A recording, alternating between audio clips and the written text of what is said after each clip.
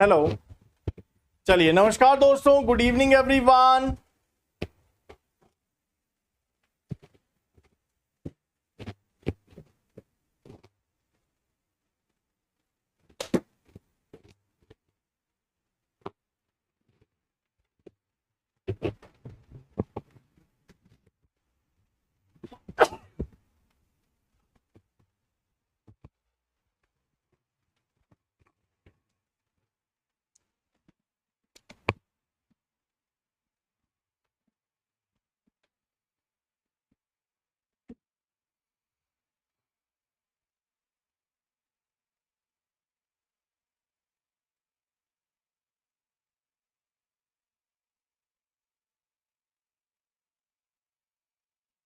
Hello.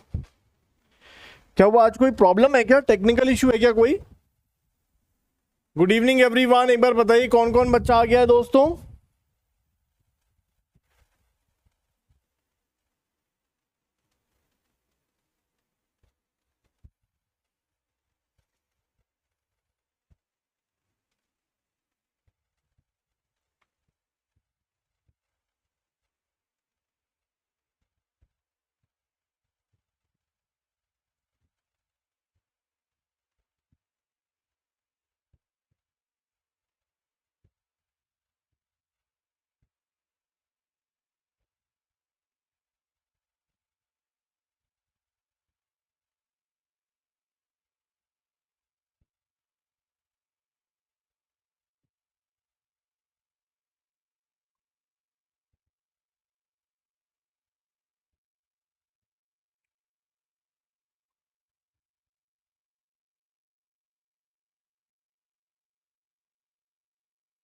Okay, ऐसी कोई problem है क्या? ओके, चलिए, तो आई होप ये रिजॉल्व हो गया होगा। मैं ये डाल देता हूँ।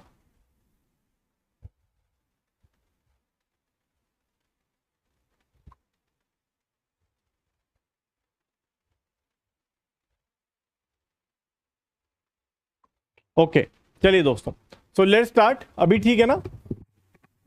चलिए, तो लेट्स स्टार्ट दोस्तों। सो आज हम लोग, जैसे हमने बाइज और वेरिएंस के बारे में वैसे कल ही काफी कुछ बात कर लिया था, लेकिन आज हम लोग उसी को कंटिन्यू करने वाले हैं, आगे बढ़ने वाले हैं। ठीक है ना? तो बाइज एंड वेरिएंस, ये दो चीजें आज हम पढ़ेंगे। ठीक है, इससे क्वेश्चंस भी करेंगे, और अगर समय मिल पाया तो हम लोग, जैसे मैंने आपको बताया था कि हम लोग थोड़ी बहुत अलग अलग चीजें पढ़ेंगे, जैसे ensemble learning, feature selection, 3-4 methods होते हैं, तो जस्ट उसका ओवरव्यू देखेंगे कि होता क्या है, क्योंकि बहुत ज्यादा डिटेल में आपके पेपर में आने वाला नहीं है। तो विल जस्ट सी, थोड़ा बहुत देखेंगे, ज्यादा नहीं घुसेंगे किसी भी टॉपिक के अंदर। ठीक है, चलिए। सो लास्ट क्लास में दोस्तों हम लोगों ने टाइम एंड स्पेस कॉम्प्लेक्सिटी करी थी। Time and space complexity complete कर ली थी, है ना? और अब हम लोग आज बाइज एंड वेरिएंस के बारे में भी थोड़ा बहुत पढ़ा था, बट आज हम लोग उसको और थोड़ा डिटेल में मैथमेटिकली देखने वाले हैं।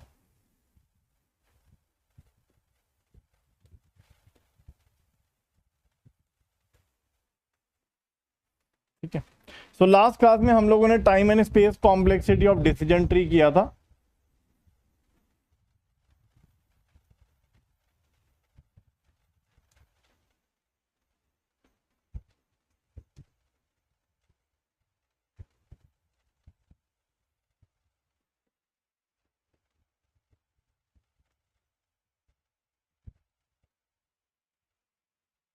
ठीक है ना? बाइज और वेरिएंस के बारे में हम लोग पढ़ा था, मतलब आज की क्लास में भी हम लोग बाइज और वेरिएंस के बारे में ही पढ़ने वाले हैं। इस टॉपिक के ऊपर हम लोग क्वेश्चंस करेंगे,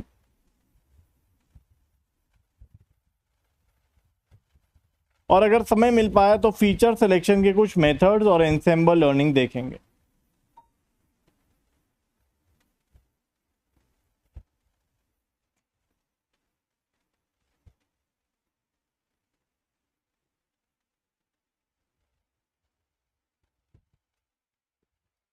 ठीक है ना?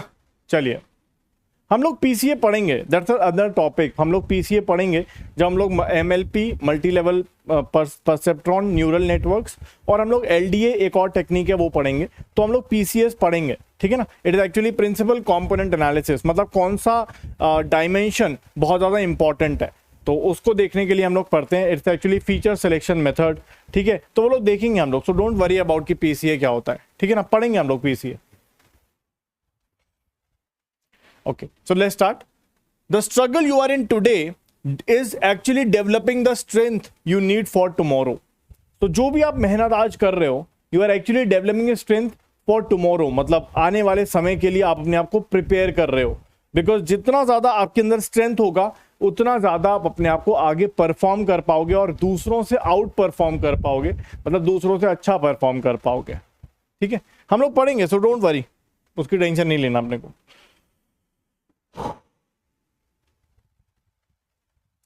सो बायस, दोस्तों हमने बायस को बोला था कि it was actually similar to training error.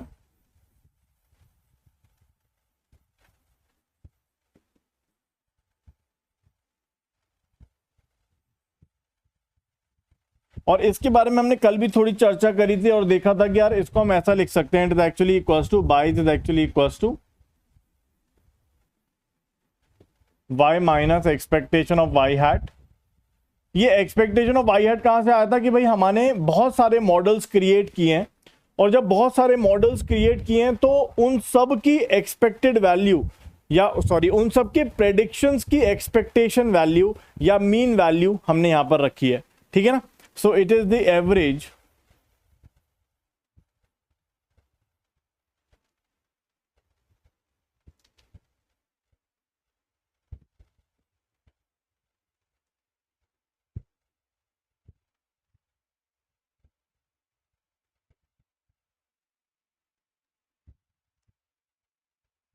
ठीक है ना, it is the average of the predicted value from all predictors, ठीक है ना, ये होता है, ये हम लोगों ने देखा था। इसके बाद हम लोगों ने वेरिएंस के बारे में भी देखा दोस्तों। तो variance was expectation of y hat minus y hat whole square, ये इसका एक्सपेक्टेशन रहता है। लेकिन हमने ये देखा दोस्तों एक्चुअली में वेरिएंस जो होता है it is not equals to test error, क्योंकि आप देखोगे यहां पे कोई टेस्टिंग पॉइंट की तो बात ही नहीं हो रही है, ठीक है। ये this is not actually equals to the test error, but it is a proxy of test error, right. Proxy मतलब अगर वेरिएंस ज्यादा है तो टेस्टिंग एरर ज्यादा होगा। देखिए बिल्कुल सही बात है, लेकिन मैंने आपको बताया था कि एक डेटा सेट को हम क्या करते हैं, एक डेटा सेट को हम क्या करते हैं,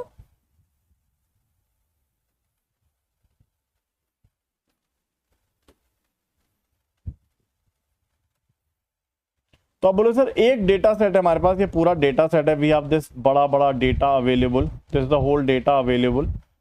तो आप पूरा एक डेटा नहीं दे देते हो, राइट, ठीक है। आप ये पूरा एक डेटा नहीं दे देते हो मॉडल क्रिएशन के लिए, आप क्या करते हो, इस डेटा को स्प्लिट कर देते हो पार्ट्स में, ठीक है, इसको स्प्लिट कर देते हो पार्ट्स में।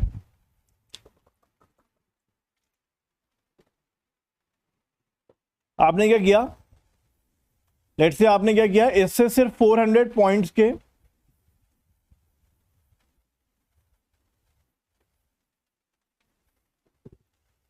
400 पॉइंट्स के सबसेट्स बना लिए हम लोगों ने। अब 400 पॉइंट्स के सबसेट हम कितने ही बना सकते हैं, क्योंकि हम रैंडमली क्रिएट कर रहे हैं। ऐसा नहीं कह रहा कि 400 पहले के, फिर 400, फिर 400, फिर 400, नहीं, रैंडमली 400 हमने सेलेक्ट करने। तो ऐसा हम 10, let's say we have created 10 subsets, so 400 point subsets, 400 point subsets हमने ऐसे मान लीजिए 10 सबसेट्स क्रिएट कर लिए। हमने ऐसे 10 सबसेट्स क्रिएट कर लिए, और जब 10 सबसेट्स क्रिएट कर लिए तो उसके बाद हम क्या करेंगे, यहाँ पर 10 मॉडल्स बड़े आराम से हम क्रिएट कर सकते हैं, बड़े आराम से हम बना सकते हैं। और उसके बाद हमारे पास जब 10 मॉडल्स होंगे तो फिर हमारे पास 10 मॉडल्स हो जाएंगे तो 10 प्रेडिक्टेड वैल्यूज हो जाएंगी, या 10 मॉडल्स होंगे तो उनसे हम लोग एक्सपेक्टेशन वैल्यू या एवरेज फंक्शन निकाल सकते हैं। ये बात हम लोगों ने देखी थी, ठीक है ना। चलिए, so Bayes is simply the mean absolute error by y we count बिल्कुल लिख सकते हैं, उसको ऐसा लिख सकते हैं, लेकिन उसको देखने के दो तरीके होते हैं।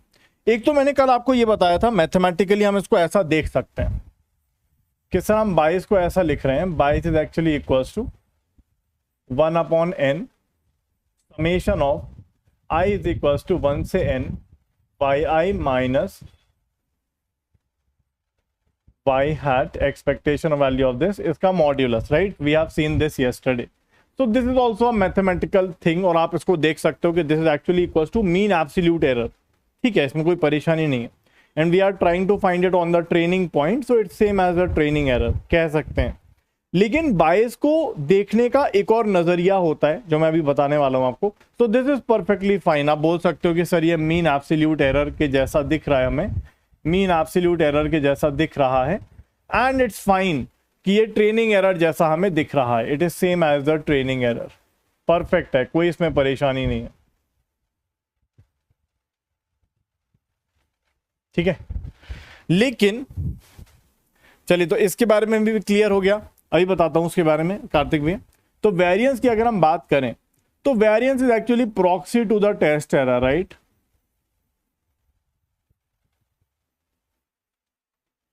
Proxy to the test error. ठीक है, मतलब अगर वेरिएंस ज्यादा है तो टेस्ट एरर ज्यादा होगा, और वेरिएंस कम है तो टेस्ट एरर कम होगा। तो variance is not equal to the test error, बल्कि it's a proxy to the test error. मतलब वो ये बता रहा है कि अगर वेरिएंस ज्यादा है तो टेस्ट एरर ज्यादा होगा, and vice versa. Now overfit, underfit और बैलेंस फिट हम लोगों ने कल की क्लास में अच्छे से समझ लिया था क्या केस बनते हैं। Now we have one more thing, will come back to this, अभी आता हूं इस पे। But we have one more observation, या एक और तरीके से हम बायस को देख सकते हैं। जैसा हमने देखा था कल वाला फॉर्मूला, या जो अभी लिखा उसमें आप कह रहे हो कि यार बायस को हम मीन एब्सोल्यूट एरर कह सकते हैं। हाँ, it can be said like that, क्योंकि हम उसके अंदर क्या कर रहे हैं, एक्चुअल वैल्यू माइनस प्रेडिक्टेड की मतलब एक्सपेक्टेशन ले रहे हैं, एवरेज ले रहे हैं, तो उसका सब्ट्रैक्ट करके मॉड्यूलस लेके 1/n कर दिया, ऐड कर दिया, मीन एब्सोल्यूट एरर जैसा दिख रहा है, बढ़िया। लेकिन बायस को हम एक और तरीके से देख सकते हैं, बायस और वेरिएंस को हम एक और तरीके से देख सकते हैं। So we look at bias is equal to y minus y hat का एक्सपेक्टेशन, ये हमने देखा था। तो we can see that y क्या है हमारा, y हमारा एक्चुअल फंक्शन है, एक्चुअल फंक्शन, और y is the actual relationship between y and x।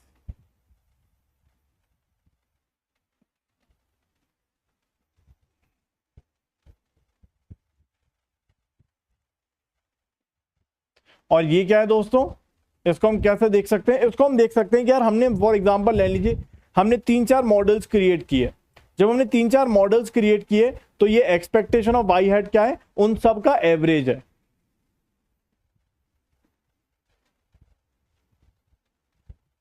Average of the models which we have created. इसको एक एग्जांपल से समझाने की कोशिश करता हूं। देखिए दोस्तों, मान लीजिए हमारे पास कुछ डेटा है,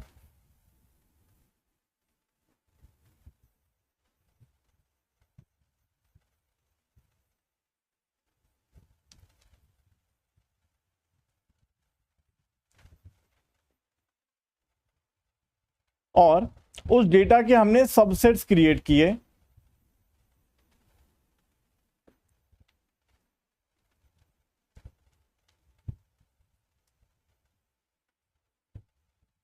We created subsets and created models from it.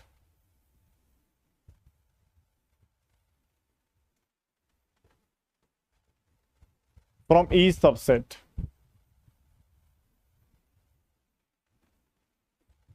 So let us say हमने अपना पहला एक मॉडल क्रिएट किया, let's say it is 2 times x plus 5। दूसरा मॉडल क्रिएट किया 2.3x plus 4.5।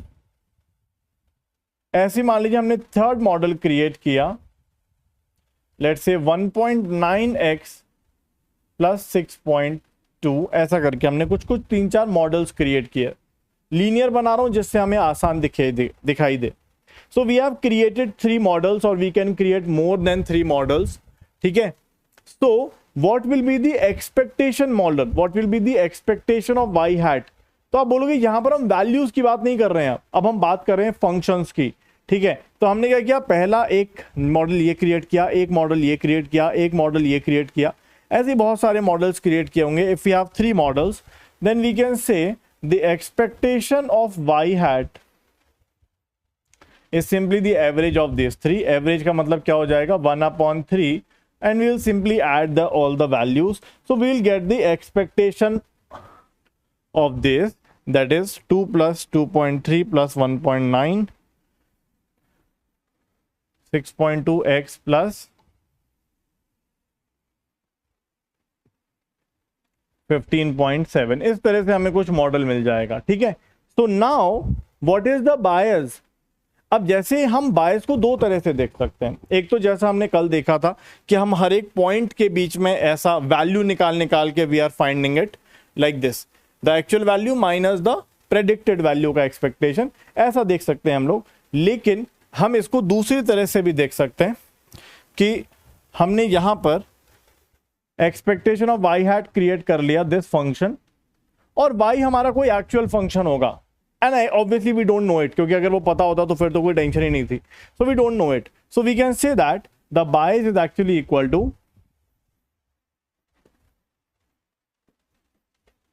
y minus the expectation of this, that is 1/3,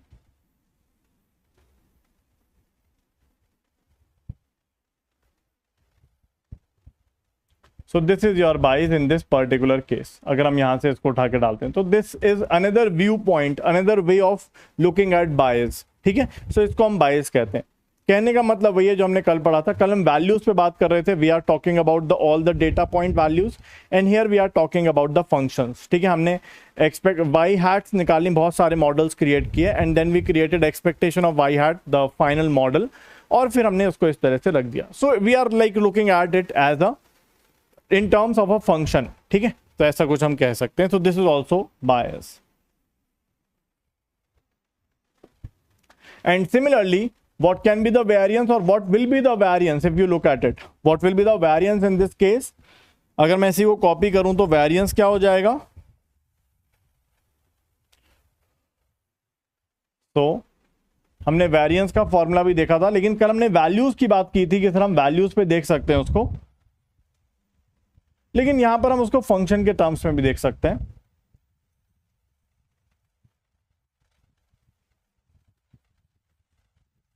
So variance is equals to the expectation of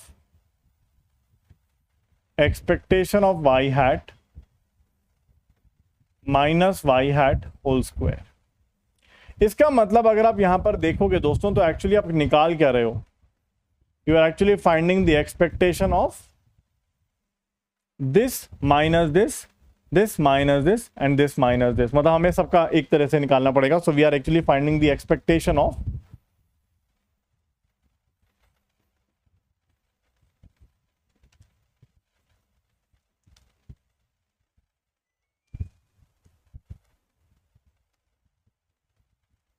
हर एक मतलब हर जो हमने ये एक्सपेक्टेशन निकाली है उसका हर एक मॉडल से हम लोग गैप निकाल के उसकी एक्सपेक्टेशन निकालेंगे ओवर द होल डेटा। तो ऐसा हम इसको समझ सकते हैं।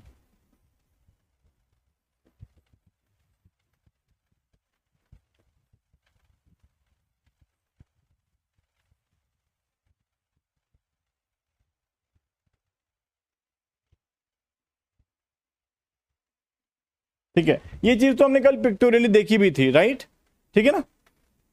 नहीं देखिए बिल्कुल सही बात है, अगर आप इसको समझेंगे तो अगर हम डेटा पॉइंट के ऊपर बात करेंगे तो क्या ये एक वैल्यू बन जाएगा, जैसा हमने कल देखा था। अगर हम डेटा पॉइंट के ऊपर बात करेंगे, इसको देखने के 2 नजरिए हैं, we have 2 view points of this bias, 2 view points. अगर हम इसको डेटा पॉइंट के ऊपर ऑब्जर्व करेंगे, डेटा पॉइंट्स के ऊपर, तो क्या ये एक वैल्यू बन जाएगा। अगर हम डेटा पॉइंट के ऊपर बात करेंगे तो this will become a value, right. और अगर हम इसको एज अ फंक्शन ऑब्जर्व करेंगे तो this will become a function, right.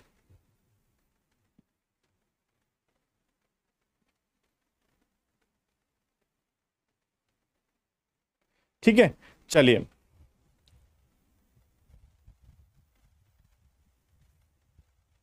तो इसको हम दोनों तरह से देख सकते हैं। We can write it like this also as a function, ठीक है, एज अ फंक्शन। और अगर हम इसको वैल्यूज के टर्म्स में देखेंगे तो फिर वो वाली बात बन जाएगी जो हमने कल की क्लास में किया था, जो कि ये होगा, ठीक है, जो कि ये होगा।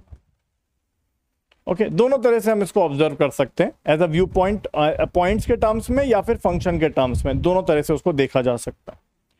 नाउ वेरिएंस भी हमें क्लियर है, वेरिएंस हमें क्लियर है, वेरिएंस में कोई दिक्कत नहीं है कि हमने देखा था कि यार हमने जो भी हमें प्रेडिक्टेड वैल्यूज मिल रही हैं उनका एक्सपेक्टेशन माइनस जो हमें प्रेडिक्टेड वैल्यूज है उनके बीच का गैप का स्क्वायर का एक्सपेक्टेशन जो हमने यहां पर देखा, ठीक है। ओके,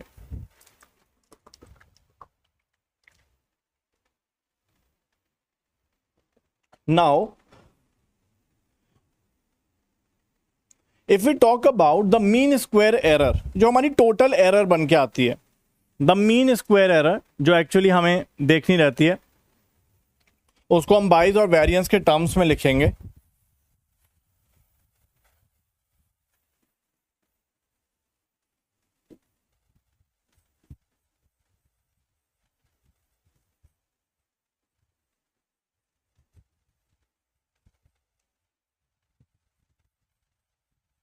मीन स्क्वायर एरर, तो मान लीजिए y is the actual function, sorry, the actual function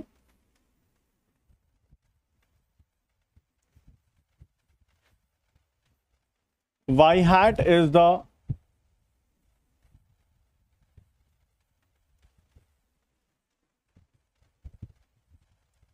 predicted function by one subset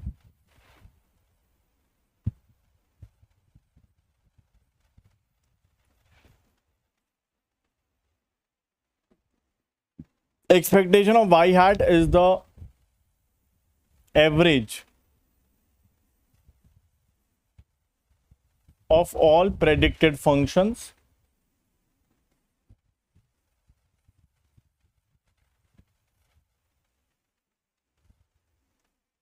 and this is the noise in the data, noise in the data। सो इसका मतलब दोस्तों जो हमें वैल्यूज मिलती हैं, जो भी हमें वैल्यूज मिलती हैं उसके अंदर एक अंडरलाइन फंक्शन होता है, लेकिन जो वैल्यूज हमें मिलती हैं उसके साथ में कुछ एरर भी ऐड हो जाती है। मतलब हो सकता है आपका अंडरलाइन फंक्शन कुछ ऐसा हो, let's say 3x square plus 4x plus 3, ऐसा कुछ हो सकता है, बट जो हमें एक्चुअल वैल्यूज मिलेंगी डेटा के अंदर वो इस फंक्शन को एग्जैक्टली फॉलो नहीं करेंगी, बिकॉज उसके अंदर हमेशा कुछ ना कुछ एरर या नॉइज रहती है। सो डेटा की जो लेबल वैल्यूज होंगी, डेटा की जो लेबल्ड वैल्यूज होंगी वो हो सकता है किसी फंक्शन को फॉलो करें लेकिन उसमें कुछ नॉइज एडेड होती है। The actual values in the data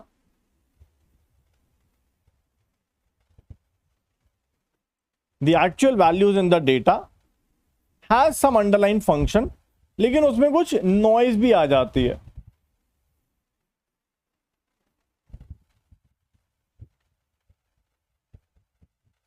तो वो नॉइज भी हमने ऐड कर दिया।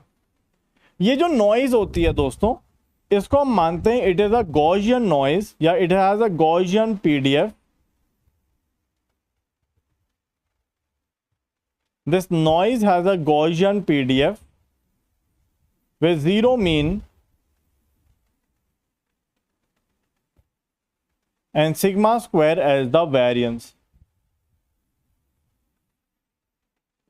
ठीक है, चलिए तो what will be the error?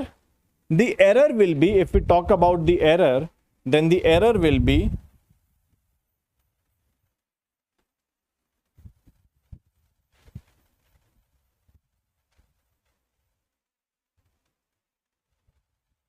mean square error will be the expectation of y plus noise minus the y hat, this का whole square।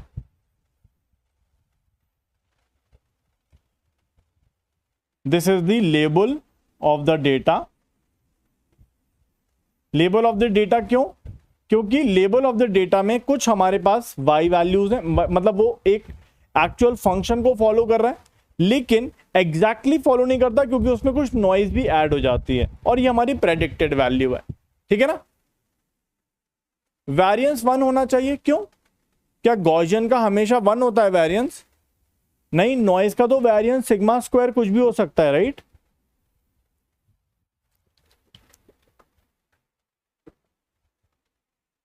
गॉसियन हमेशा यूनिट वेरिएंस थोड़ी होता है। गॉसियन का तो वेरिएंस कुछ भी हो सकता है, सिग्मा स्क्वायर। तो अगर हम इसको सॉल्व करें further,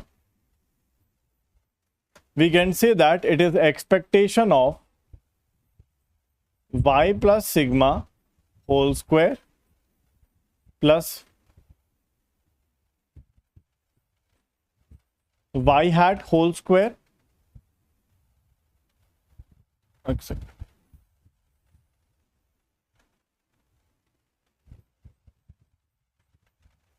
y minus y hat plus sigma whole square, इस तरह से हम इसको रखेंगे। इसको एक टर्म मान लेंगे, इसको एक टर्म मान लेंगे। So this is expectation of y minus y hat whole square plus sigma square plus 2 sigma y minus y hat. अब आपको पता है एडिशन के टर्म्स में जो ये बार होता है, जो एक्सपेक्टेशन का बार होता है, वो ब्रेक हो जाता है। So this will come out to be the expectation of y minus y hat whole square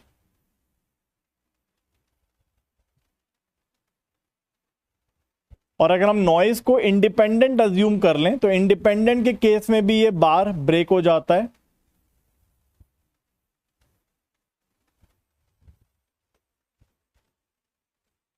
we assume independent noise.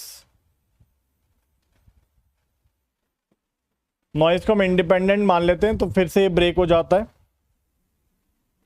अब उसके बाद आप देखोगे दोस्तों तो ये टर्म एज इट इज ही रहेगी, expectation of y minus y hat whole square plus इसको अगर हम देखेंगे तो ये क्या है दोस्तों, this is the mean square value of sigma square, या फिर आप कह सकते हो mean square value of sigma या noise. So this is actually equals to the total power. I hope आप सभी को ये पता होगा। ये क्या हो जाता है दोस्तों, this is equals to mean square. ये किसके बराबर होता है? ये होता है मीन स्क्वायर प्लस वेरिएंस के बराबर, राइट? सो मीन तो 0 है तो ये वेरिएंस के बराबर आ जाएगा और यहां पे आ जाएगा 2 into 0 into y minus y hat का मीन। So this term will become 0, ये टर्म कैंसिल हो जाएगी और दिस टर्म, ये जो आंसर है मीन स्क्वायर एरर हमारा, ये आ जाएगा। इसको हमें थोड़ा सा और सॉल्व करना है अभी।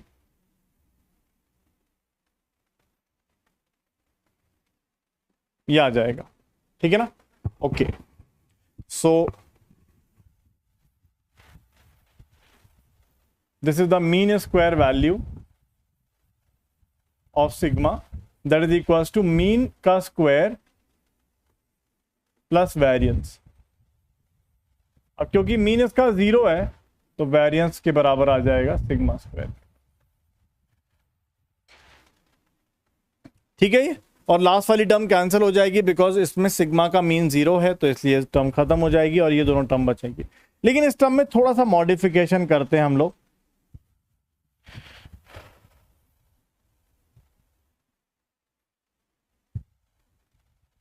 तो the mean square error is equals to expectation of y minus y hat whole square plus sigma square, ठीक है। अब यहां से अगर हम फर्दर सॉल्व करें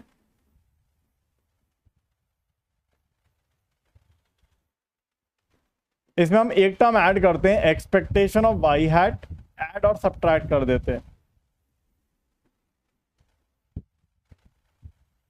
एक टर्म हमने ऐड और सब्ट्रैक्ट दोनों कर दिए क्योंकि हमें इसको बाइज और वेरिएंस के जैसा लिखने की कोशिश करना है। तो आप देखोगे y माइनस ये वाली टर्म हमें वेरिएंस बाइज जैसी दिखेगी, y minus expectation of y hat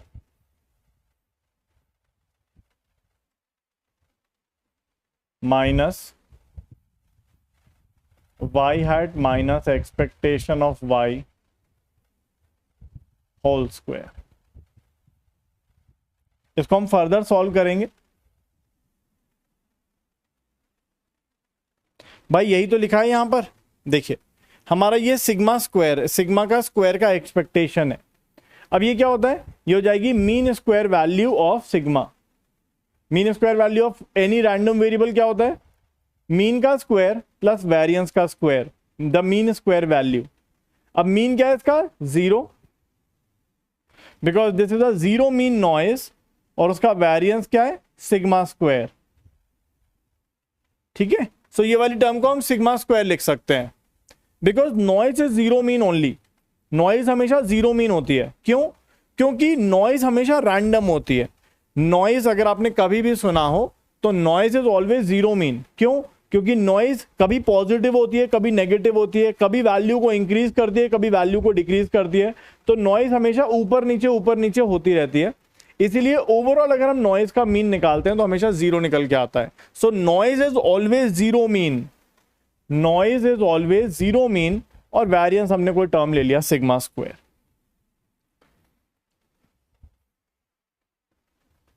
इसको फर्दर सॉल्व करेंगे, so this will come out to be expectation of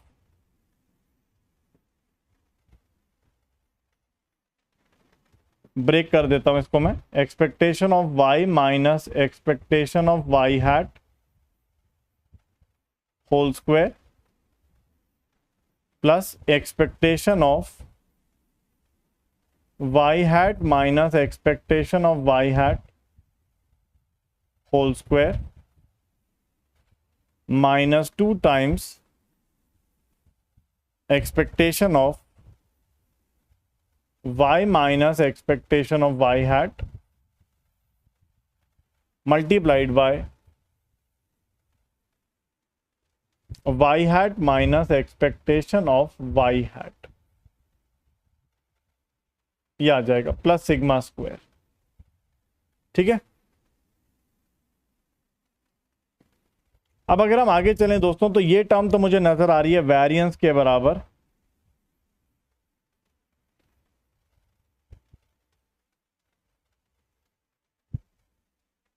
ये टर्म मुझे वेरिएंस के बराबर नजर आएगी। ठीक है, ये टर्म मुझे वेरिएंस के बराबर नजर आएगी। अच्छा, आप सभी लोग मुझे बताइएगा दोस्तों, यहां पर कौन सी चीज में रैंडमनेस होगी आपके हिसाब से, कौन सी चीज में रैंडमनेस होगी। रैंडमनेस मतलब कौन सी चीज में वेरिएशन हो सकता है, आपको क्या लगता है कौन सी चीज में वेरिएशन हो सकता है, कौन सी चीज में वेरिएशन अभी होगा। क्योंकि एक्सपेक्टेशन मतलब हम रैंडमनेस का निकालते हैं ना। जैसे अगर हम बात करें, हम किसी का भी एक्सपेक्टेशन अगर निकाल रहे हैं तो किसी कांस्टेंट वैल्यू का एक्सपेक्टेशन निकालने का कोई मतलब नहीं है।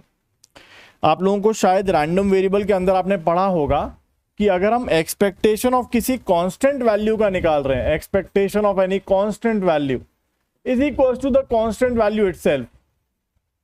तो यहां पर इस पूरे टर्म में जहां पे भी हमने शुरुआत करी, यहां से आप मान लीजिए इस पूरे एक्सप्रेशन में कौन सी टर्म में रैंडमनेस है।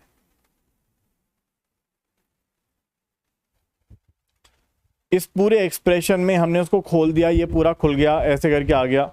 यहां पर कौन सी टर्म में रैंडमनेस है दोस्तों, और कौन सी टर्म कांस्टेंट है। कौन सी टर्म में रैंडमनेस है और कौन सी टर्म कांस्टेंट है।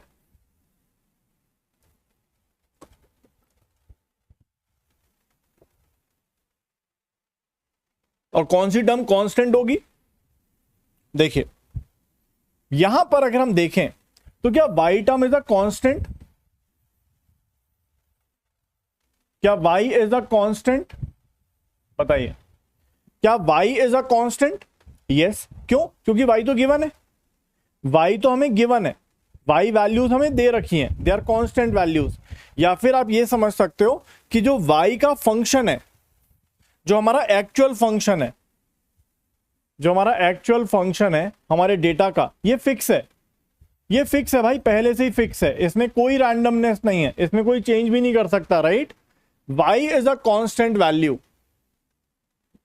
Meaning of Gaussian PDF in noise, नहीं, एक्चुअली हम इसको मानते हैं कि उसका जो पीडीएफ है वो गॉसियन है। जनरली आपको जो नॉइज हम कभी भी पढ़ेंगे, हम हमेशा उसको गॉसियन पीडीएफ मानते हैं। अब ऐसा उसका कोई नीड नहीं था इसको लिखने का, मैं बस लिख सकता कि नॉइज जो है उसकी जीरो मीन और सिग्मा स्क्वायर वेरिएंस है, इतने से काम चल जाएगा। लेकिन जब भी नॉइज वर्ड यूज होगा ना, आप कहीं पर भी किसी भी सब्जेक्ट में पढ़ोगे, तो नॉइज को हमेशा गॉसियन पीडीएफ का रैंडम वेरिएबल माना जाता है, ठीक है। और वैसे हमारा काम सिर्फ इतने से हो जाएगा। तो y is a fix thing, लेकिन y hat is a randomness, y hat में रैंडमनेस है, ठीक है, y हैट में रैंडमनेस है। सो y is a constant thing, क्योंकि वो दे रखा है, इट्स ऑलरेडी देयर, वो डेटा का फंक्शन है, वो ऑलरेडी फिक्स है, उसमें मैं कुछ नहीं कर सकता। बट y हैट में रैंडमनेस है, बिकॉज वो मैं प्रेडिक्ट कर रहा हूं, I am just trying to predict it, so उसमें रैंडमनेस है।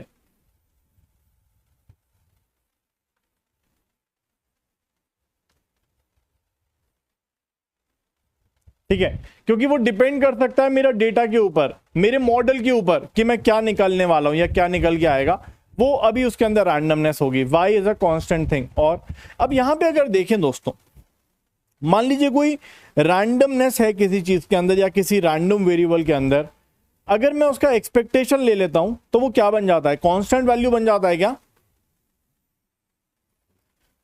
अगर y हैट जो हमारी प्रेडिक्टेड वैल्यू है, जिसको हम प्रेडिक्ट करने हैं, या हमारा वो प्रेडिक्शन वाला फंक्शन है, उसमें रैंडमनेस है, तो अगर किसी रैंडम वेरिएबल के अंदर जिसमें रैंडमनेस होती है, उसका एक्सपेक्टेशन अगर मैं ले लेता हूं, तो उसके अंदर वो क्या हो जाता है वैल्यू। अगर कोई रैंडम वेरिएबल है मेरे पास, मैं उसका एक्सपेक्टेशन ले लेता हूं, तो क्या उसकी एक्सपेक्टेशन एक कांस्टेंट वैल्यू आती है, वो भी रैंडम वैल्यू आती है। कोई रैंडम वेरिएबल आपके पास, आप उसकी एक्सपेक्टेशन वैल्यू ले रहे हो, तो एक्सपेक्टेशन वैल्यू जो आती है वो कांस्टेंट वैल्यू आती है या रैंडम आती है? वो भी आप लोगों ने रैंडम वेरिएबल पढ़ा होगा, राइट? रैंडम ही आती है। आप लोगों ने रैंडम वेरिएबल पढ़ा है ना, रैंडम आती है। रैंडम वेरिएबल हुआ है कि नहीं हुआ, पहले बताइए। चलिए, तो आप लोगों ने शायद यूनिफॉर्म डिस्ट्रीब्यूशन पढ़ा होगा, राइट? मान लीजिए यूनिफॉर्म डिस्ट्रीब्यूशन है दोस्तों, या छोड़ो, यूनिफॉर्म डिस्ट्रीब्यूशन छोड़ो, ये गॉसियन है दोस्तों। इसका मीन वैल्यू क्या है? ये गॉसियन पीडीएफ है, हमें पता है एक रैंडम वेरिएबल का पीडीएफ है। इसकी मीन वैल्यू कांस्टेंट है या चेंज हो रही है? इसकी एक्सपेक्टेशन वैल्यू कांस्टेंट है या चेंज हो रही है?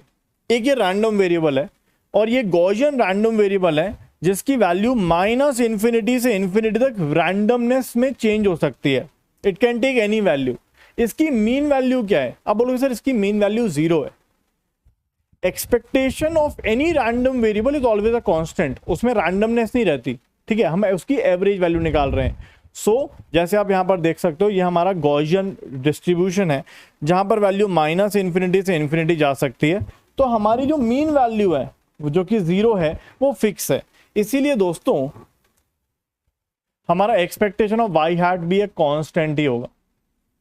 It will be a constant function, यहां पे आप कह सकते हो, ठीक है, it will be a constant function, क्योंकि यहां पर हम वैल्यूज की बात नहीं कर रहे हैं, हम फंक्शंस की बात कर रहे हैं, राइट? तो मैं ये कह सकता हूं कि y is a constant function,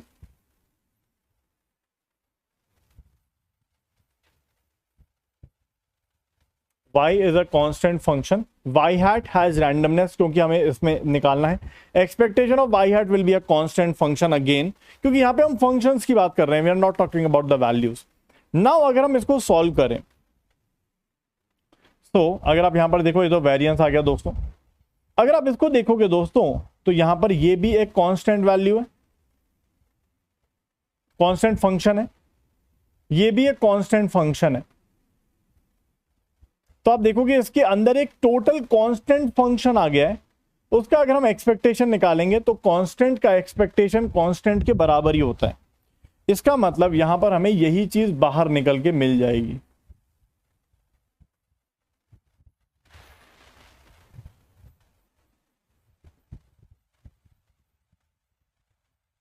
ये मिल जाएगा। दूसरी टर्म तो हमारी वेरिएंस थी ही।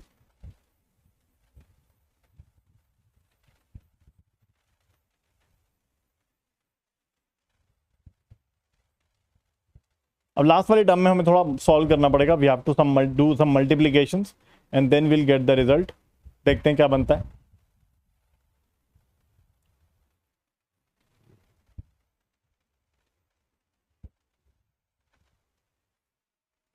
y और y hat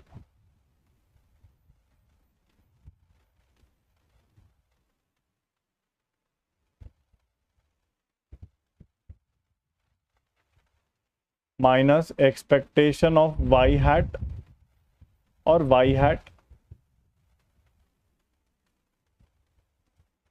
minus minus plus हो जाएगा और एक तरफ भी आएगा minus y and expectation of y hat plus expectation of y hat into expectation of y hat plus sigma square. I hope आप लोगों ने रैंडम वेरिएबल पढ़ा हुआ है दोस्तों। ठीक है, चलिए अब यहां देखिए दोस्तों, ये कांस्टेंट है, ये भी कांस्टेंट है, ये कांस्टेंट है, ये भी कांस्टेंट है, ये कांस्टेंट है, ये वेरिएबल है और ये वेरिएबल है।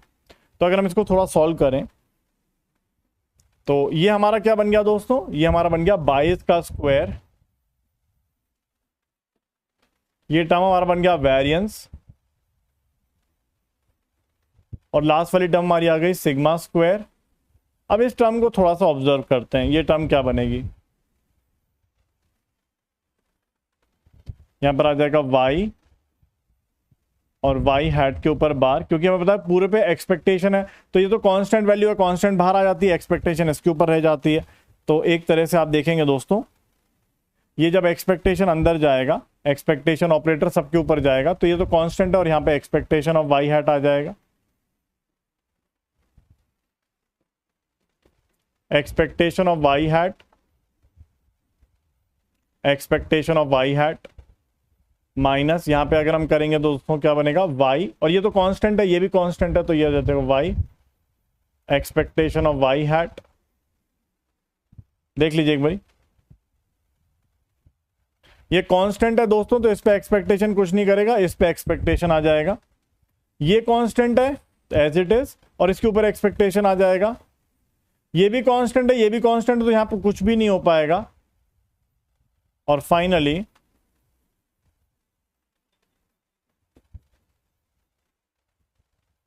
ये सब कैंसिल हो जाएगा, ये और ये कैंसिल और ये कैंसिल, ये पूरा जीरो हो जाएगा।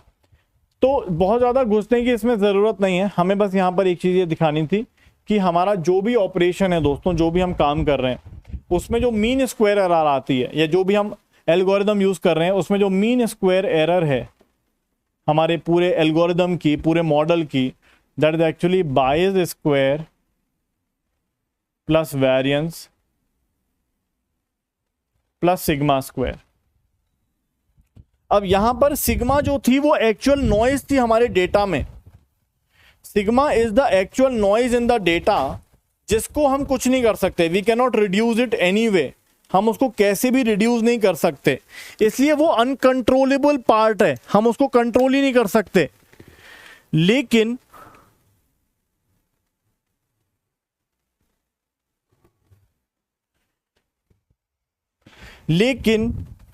ये दोनों पोर्शंस हमारे लिए कंट्रोलेबल पार्ट है।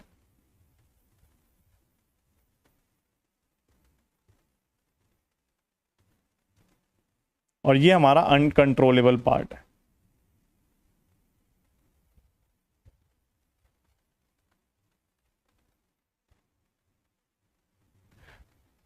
Okay, sir, if we calculate expectation of y cap as a value, then it's a constant, but if we calculate as a function, then it's a random. देखिए, दोनों तरह से बताने की कोशिश करता हूं, ध्यान से देखिएगा। ओके, सो पहले इन भैया के सवाल का जवाब देखते हैं। देखिए दोस्तों,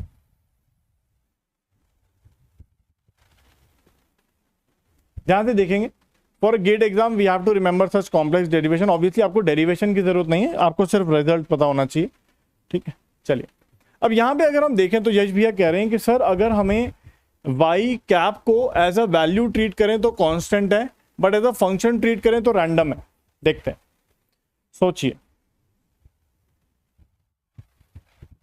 हमें एक डेटा दे रखा है, हमें एक डेटा दे रखा है जिसमें एक्स वैल्यूज हैं, Y values 1 5 3 6 2 10 8 16 and so on. बताइए क्या रैंडम है, क्या एक्स रैंडम है या वाई रैंडम है? बताइए क्या एक्स रैंडम है, यस और नो बताइए, और क्या वाई रैंडम है?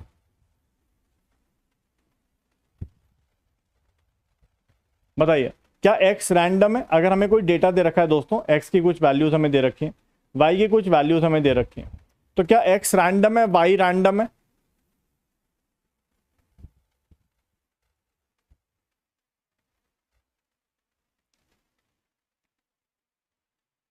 दोनों ही रैंडम है।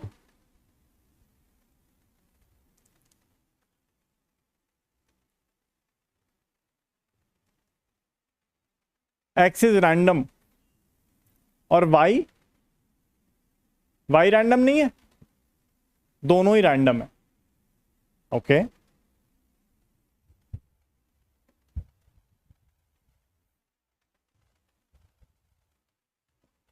ओके, हम यहां पे कुछ प्रेडिक्ट करते हैं, वी प्रेडिक्ट सम फंक्शंस। हम यहां पे कुछ वाई हैट्स क्रिएट करते हैं, हम कुछ फंक्शंस क्रिएट करते हैं। We actually create some functions, जैसे हमने देखा था कि हम सबसेट्स क्रिएट करके कुछ फंक्शंस प्रेडिक्ट करते हैं, and then we actually create expectation of Y hat. तो क्या यहां पे सब कुछ रैंडम है? ये भी रैंडम है, ये भी रैंडम है, एक्स भी रैंडम है, वाई भी रैंडम है, एवरीथिंग इज रैंडम?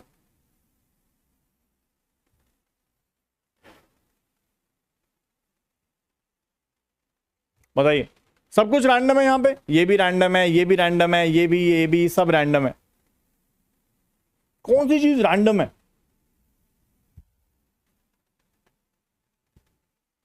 अगर हम वैसे सोचे तो आपको लगेगा कि हाँ सर डेटा तो रैंडम ही होगा ना, डेटा में तो कुछ रैंडमनेस ही होगी, मतलब डेटा तो ऐसे फालतू फालतू डेटा होगा। लेकिन जब डेटा हमारे पास आ गया, ओके, जब डेटा हमारे पास आ गया तो क्या अगर हम उसमें समझें, अगर हम उसको देखें, तो एक्स वैल्यूज हमें दे रखी हैं, हमें कौन सी चीज प्रेडिक्ट करनी है? हमें ये चीज प्रेडिक्ट करनी है, राइट? हमें ये चीज देखनी है। तो अगर हम अंडरलाइन फंक्शन को देखें, अगर हम अंडरलाइन फंक्शन को समझें, अगर हम y को समझें, तो underline function is a constant. जिस फंक्शन से ये क्रिएट हुआ है, जिस फंक्शन से ये क्रिएट हुआ है, जिस फंक्शन से y वैल्यूज क्रिएट हुई हैं, जो हमारा y है, जो अंडरलाइन फंक्शन है, वो कांस्टेंट है। ठीक है, x वैल्यूज हमें ऑलरेडी गिवन है, x वैल्यूज हमें ऑलरेडी गिवन है, तो ये नोन वैल्यूज हैं, right? This are known values. हमें यहां पर सिर्फ y हैट को प्रेडिक्ट करना है। तो ऐसी ये फंक्शंस जो हम क्रिएट करेंगे, जो वैल्यूज हम क्रिएट करेंगे, ये हमारे लिए रैंडम होंगी। और इससे अगर हम एक्सपेक्टेशन निकाल लेंगे, मतलब हमने बहुत सारे प्रेडिक्ट कर लिए, बहुत सारे हमने मॉडल्स बना लिए, और इसका अगर हम एक्सपेक्टेशन निकाल लेंगे, then it will be a constant for us. ठीक है, तो आप देख सकते हो कि हमारे लिए, वैसे अगर आप कभी पढ़ो या कभी आपको मैथमेटिक्स में पढ़ाया जाए, तो हमारे लिए डेटा इज रैंडम। हम उस डेटा को का पीडीएफ या उस डेटा का डिस्ट्रीब्यूशन देखने की कोशिश कर सकते हैं, but right now in this case हमारे लिए सिर्फ ये एक तरह से रैंडम होगा, क्योंकि हम ये प्रेडिक्ट करना चाहते हैं, बाकी ये हमें नोन है। This is also known to us, हमें ये प्रेडिक्ट करना है, we have to predict this. ठीक है ना, ऐसा कुछ आप कह सकते हो। ये हमें नोन वैल्यूज हैं, ये भी नोन वैल्यूज हैं, हमें ये प्रेडिक्ट करना है, और ये हमें, अगर हम एक्सपेक्टेशन निकालेंगे तो वो कांस्टेंट हो जाएगा। ठीक है, so these act as a constant for us for a algorithm. देखो अलग अलग एल्गोरिदम का अलग अलग सिनेरियो हो सकता है। जैसे अगर हम नेव बेस की बात करें, तो नेव बेस एल्गोरिदम के अंदर हम अपने डेटा के डिस्ट्रीब्यूशन को निकालने की कोशिश करते हैं। तो वी अज्यूम कि डेटा जो है वो रैंडम होगा, उसका कुछ पीडीएफ होगा और उस पीडीएफ को प्रेडिक्ट करने की कोशिश कर रहे हैं। लेकिन अगर हम जनरेटिव एल्गोरिथम की बात करें, जो हम लोग पढ़ रहे हैं, जैसे लीनियर रिग्रेशन है या केएनएन है या कोई भी एल्गोरिथम है हमारे पास, उसके लिए ये डेटा एक कांस्टेंट की तरह काम करता है, क्योंकि ये डेटा जो है वो नोन डेटा है, उसके लिए कांस्टेंट की तरह काम करता है। ठीक है, and we are trying to predict this values, ऐसा आप कह सकते हो।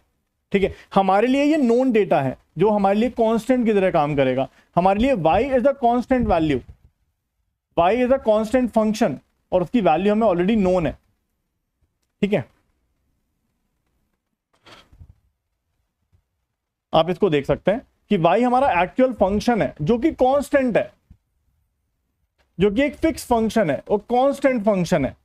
y हैट हमारी प्रेडिक्टेड वैल्यूज हैं जो एक सबसेट से हम क्रिएट कर रहे हैं, इसमें रैंडमनेस है, एक्सपेक्टेशन जब निकाल लेंगे तो वो कांस्टेंट हो जाएगा एंड सो ऑन। सो आपको बस एक ही चीज दिमाग में रखनी है कि हमारा जो मीन स्क्वायर एरर होता है उसके अंदर बायस स्क्वायर, वेरिएंस और सिग्मा स्क्वायर होता है। ये दो कंट्रोलेबल पार्ट्स होते हैं जिसको हम रिड्यूस कर सकते हैं, बट ये वाली जो नॉइज है उसको हम रिड्यूस नहीं कर सकते, बस आप इतना कह सकते हो। ठीक है ना,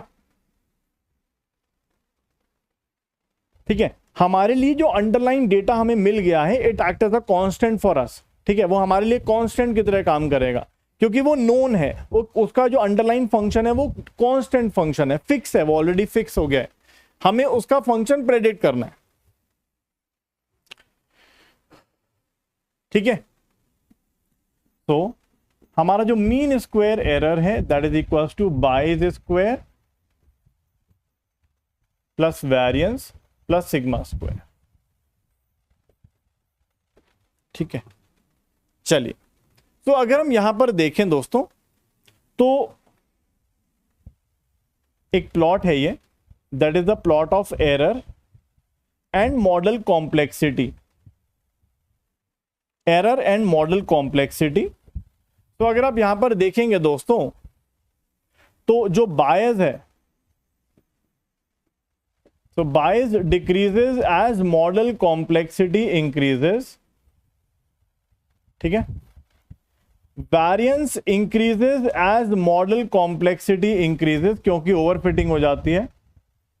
ठीक है, और अगर हम ओवरऑल एरर की बात करें, ओवरऑल एरर के अंदर जैसा हमने देखा था बायस भी आता है और वेरिएंस भी आता है मीन स्क्वायर एरर के अंदर। तो अगर हम यहां पर मीन स्क्वायर एरर की बात करें तो जिसमें बायस और वेरिएंस दोनों आता है, तो जब बायस ज्यादा होगा तो मीन स्क्वायर एरर ज्यादा होगा, जब वेरिएंस ज्यादा होगा तब मीन स्क्वायर एरर ज्यादा होगा, लेकिन जब दोनों ही छोटे होंगे तब मीन स्क्वायर एरर मिनिमम होगा।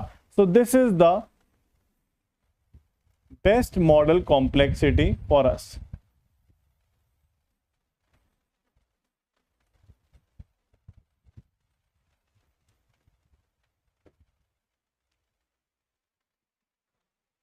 ठीक है,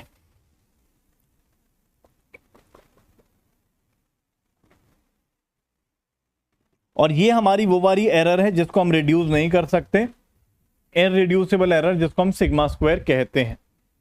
ठीक है, तो अगर आप देखो तो हमें सिर्फ ये फंक्शन, मतलब ये इक्वेशन याद होनी चाहिए कि हमारा जो मीन स्क्वायर एरर होता है उसमें बायस और वेरिएंस दोनों होते हैं। बायस हमारा एक तरह से ट्रेनिंग एरर को शो करता है, वेरिएंस एक तरह से हमारे टेस्ट एरर को शो करता है। एक इक्वेशन ये याद होनी चाहिए आपको इस पूरे टॉपिक के अंदर, ये फंक्शन आपके दिमाग में क्लियर होना चाहिए। और हमने कल की क्लास में कुछ ऐसी बातें करी थी दोस्तों, remain same for both training and testing mean square error. देखिए यहां पर हम कौन से की बात कर रहे हैं, क्या यहां पर हमने कहीं पर भी टेस्टिंग पॉइंट की यूज करी क्या? नहीं भाई, हमने यहां पे कहीं भी टेस्टिंग की बात नहीं करी है, राइट। हमने यहां पे कौन से एरर की बात करी है? We are talking about the training error only, क्योंकि यहां पर हम किसका स्टार्टिंग किससे लिए थे भाई? अगर आपको ध्यान हो तो हमने शुरुआत किससे करी है? हमने शुरुआत इससे करी है।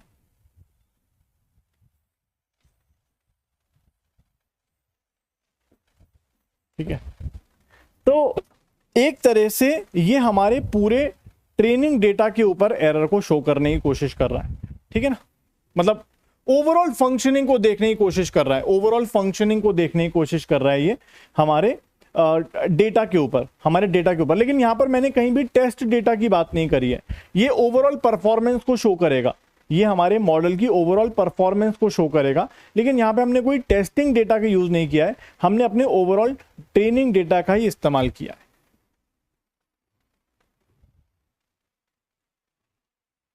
ठीक है,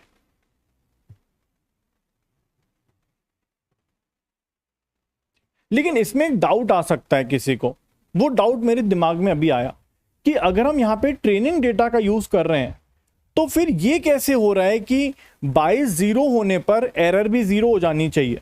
ये कैसे इंश्योर हो रहा है यहां पर कि वेरिएंस बढ़ने पर एरर भी बढ़ रही है?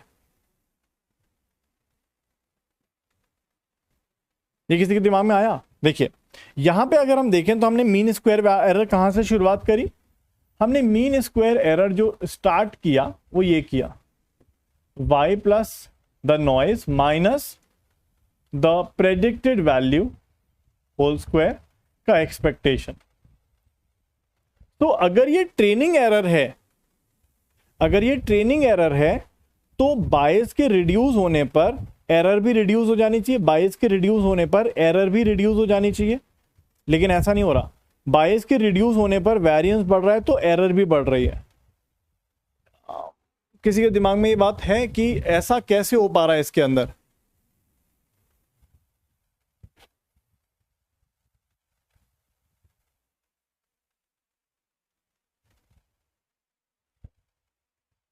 मेरा क्वेश्चन समझ में आया?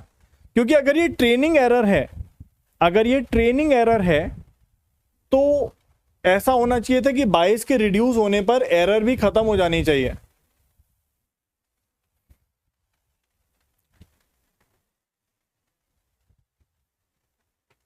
Variance is not testing error, variance is the proxy of testing error. सोच सकते हो आप लोग कि ये वाली जो चीज हम देख रहे हैं, अगर ये ट्रेनिंग एरर है, क्योंकि हम देख रहे हैं y is a training point, sigma is the noise in the training data, y hat is the prediction of the training point. तो ये कैसे इंश्योर हो रहा है कि यार हम ऐसा अगर ट्रेनिंग एरर की बात कर रहे हैं तो बायस के रिड्यूस होने पर हमारा एरर भी रिड्यूस होना चाहिए था? देखिए जैसे कि मैंने आपको स्टार्टिंग में बताया, यहां पर हम एक्चुअली में सिंगल मॉडल क्रिएट नहीं कर रहे हैं जैसा हम जनरली अज्यूम करते थे कि हमारे पास पूरा एक डेटा आ गया, हमने पूरे डेटा को एक पूरे सिंगल उसमें दे दिया, मॉडल में दे दिया, और हमने उस पूरे मॉडल से ट्रेनिंग कर ली और उसके बाद ट्रेनिंग एरर निकाल रहे हैं। ऐसा नहीं कर रहे हैं हम लोग। हम लोग क्या कर रहे हैं दोस्तों? हम लोग क्या कर रहे हैं? हम लोग ऐसा कर रहे हैं कि हम अपने पूरे ट्रेनिंग डेटा को पार्ट्स में ब्रेक कर रहे हैं और उससे हो सकता है एक ही एल्गोरिदम के बहुत सारे मॉडल्स क्रिएट कर रहे हैं। तो जब हम बहुत सारे मॉडल्स क्रिएट करेंगे using the subsets of the data, तो आप सोच के देखिए, अगर मैंने स्टार्टिंग के 400 पॉइंट से एक मॉडल क्रिएट किया, अगर हमने स्टार्टिंग के 400 पॉइंट से एक मॉडल क्रिएट किया और पूरे ट्रेनिंग डेटा में एरर निकाल रहा हूं, तो जो अनसीन पॉइंट्स हैं, जो पॉइंट्स हमारे मॉडल को कभी दिखे ही नहीं, जो पॉइंट्स हमारे मॉडल की ट्रेनिंग में यूज नहीं हुए, तो क्या वो पॉइंट्स हमारे मॉडल के लिए टेस्ट पॉइंट्स के जैसा काम करेंगे?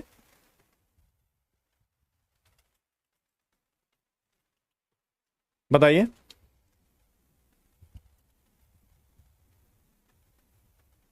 सोच के देखिए, मैं आपको क्या बोल रहा हूं कि यहां पर हम बिल्कुल वो नॉर्मल सिनेरियो यूज नहीं कर रहे थे, नॉर्मल सिनेरियो यूज नहीं कर रहे थे दोस्तों।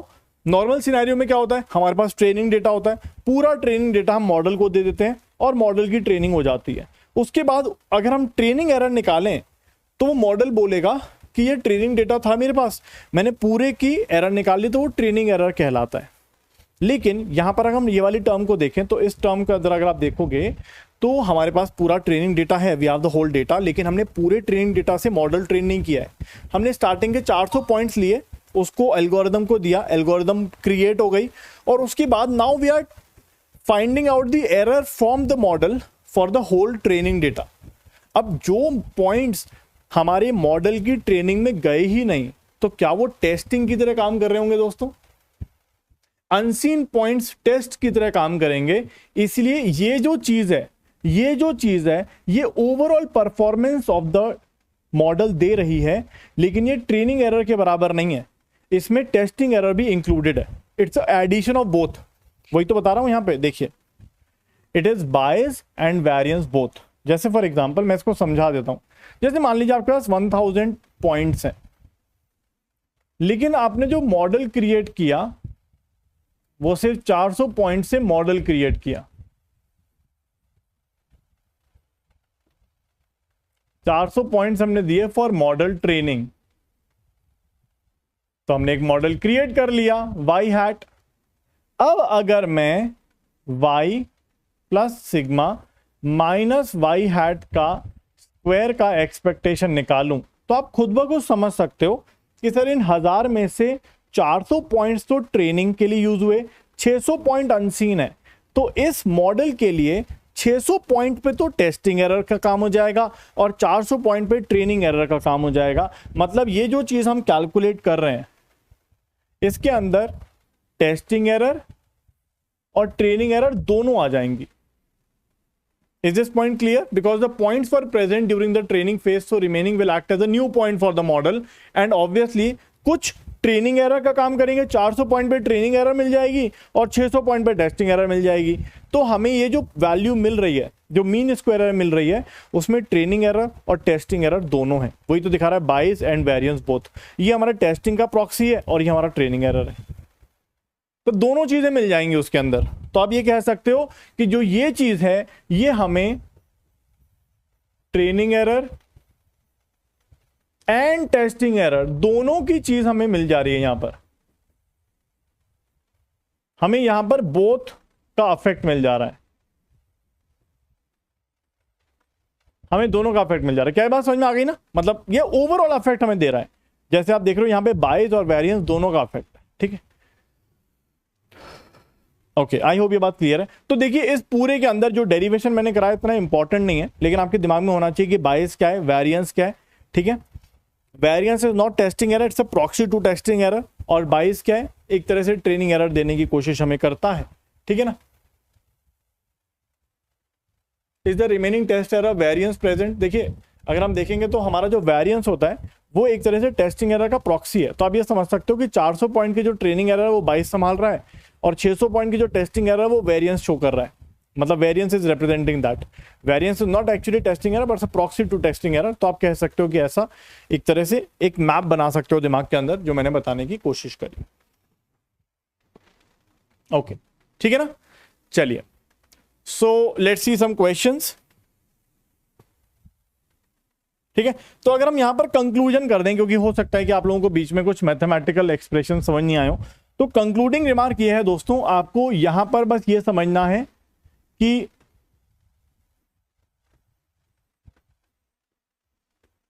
सबसे पहली चीज कि बायस क्या होता है,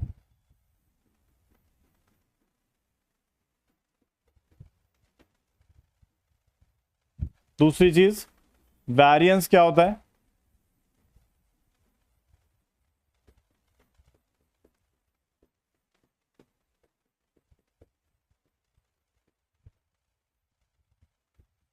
ठीक है। उसके बाद तीसरी चीज वेरिएंस को कम कैसे कर सकते हैं, how can we reduce variance, how can we reduce bias. ये हमने कल की क्लास में किया था। पांचवी चीज मीन स्क्वायर एरर के अंदर दो टर्म्स होती हैं, बायस स्क्वायर प्लस वेरिएंस, ये कंट्रोलेबल टर्म्स हैं, और एक टर्म होती है सिग्मा स्क्वायर जो अनकंट्रोलेबल। बस अगर आप ये 3-4 पॉइंट्स अगर आप दिमाग में रखोगे तो इसके बाहर क्वेश्चन पेपर में जाने वाला नहीं है। ठीक है ना? If the data is shuffle then variance will reduce. नहीं, ऐसा नहीं है, क्योंकि अगर आप समझोगे ना तो हम हर एक के केस में कर रहे हैं ना।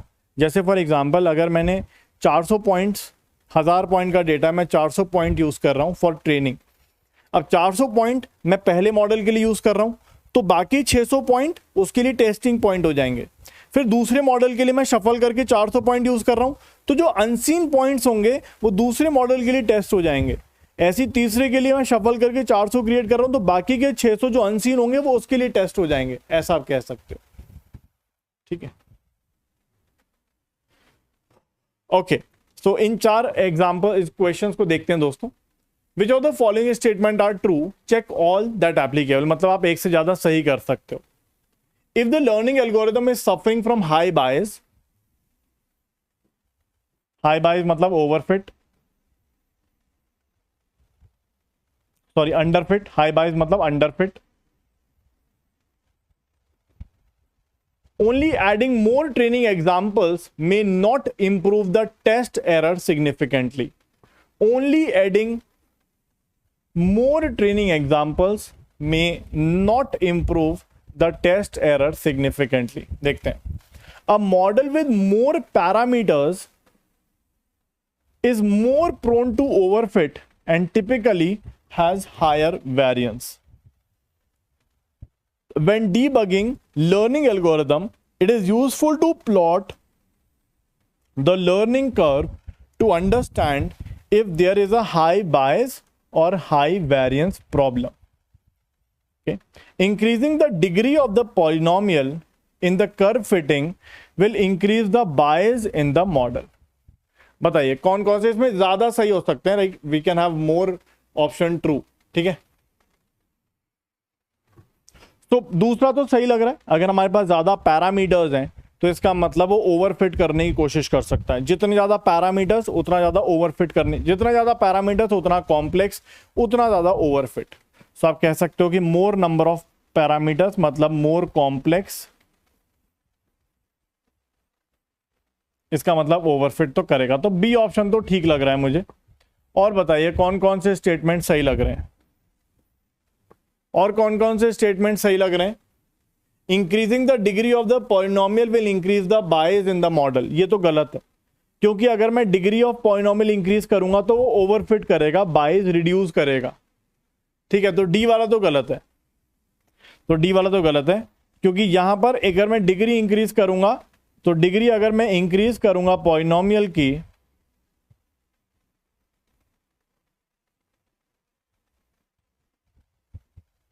तो वो ओवरफिट करेगा और बाइस हमारा रिड्यूस कर जाएगा. ठीक है ना. Okay, third, when debugging the learning algorithm, it is useful to plot a learning curve to understand if there is a high bias or high variance. अच्छा, पहले ये वाला पॉइंट देखिए. व्हाट डू यू थिंक, ये क्या सही answer है पहला वाला? अगर हमारा मॉडल अंडरफिट कर रहा है तो सिर्फ और सिर्फ ट्रेनिंग एग्जाम्पल्स को ऐड करने से कुछ ज्यादा नहीं होने वाला है. व्हाट डू यू थिंक, क्या ए वाला स्टेटमेंट क्या लग रहा है, ट्रू या false? What do you think, क्या लग रहा है? ए वाला स्टेटमेंट क्या लग रहा है दोस्तों?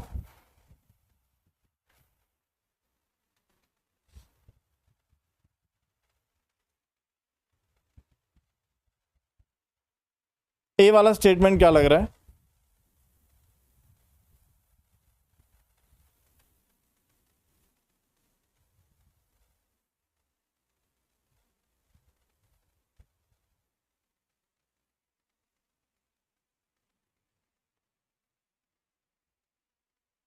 So only adding more may not improve the test error significantly. तो ये तो ट्रू लग रहा है, may not लिखा हुआ है. ठीक है ना.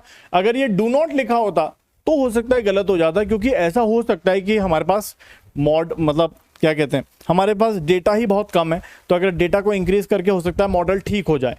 बट यहाँ पे may not लिखा हुआ है तो ये ट्रू हो सकता है, क्योंकि यहाँ पे may वर्ड यूज किया हुआ है. तो ऐसा हो सकता है कि भाई ऐसा जरूरी नहीं है कि वो सही करे. When debugging the learning algorithm, it is useful to plot a learning curve to understand if there is a high bias or high variance problem. तो ये भी ठीक है, इसमें कोई परेशानी नहीं है.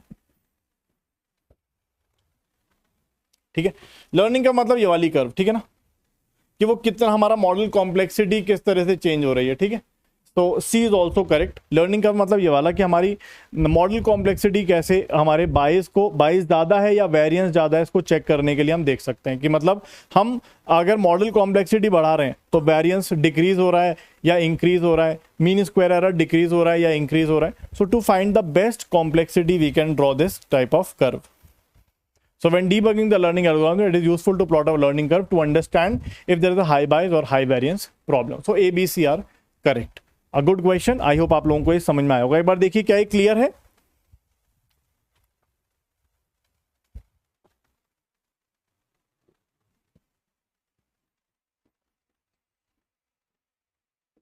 चलिए next, suppose you have implemented a regularized linear regression model. I hope आपको रेगुलराइज्ड मॉडल क्लियर है। रेगुलराइज मतलब रिज रिग्रेशन, राइट?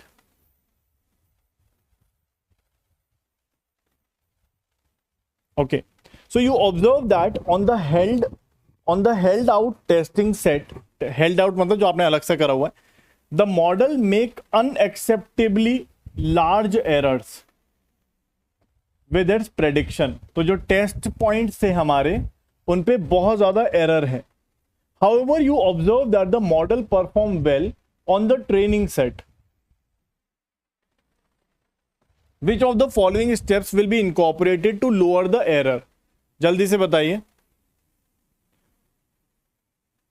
सो इसका मतलब क्या हुआ दोस्तों, हमारा एक तरह से ओवरफिटिंग कर रहा है, हमारा एक तरह से ओवरफिटिंग कर रहा है, क्योंकि यहां पर हमारा बायस बहुत कम है लेकिन टेस्टिंग एरर मतलब वेरिएंस बहुत ज्यादा है।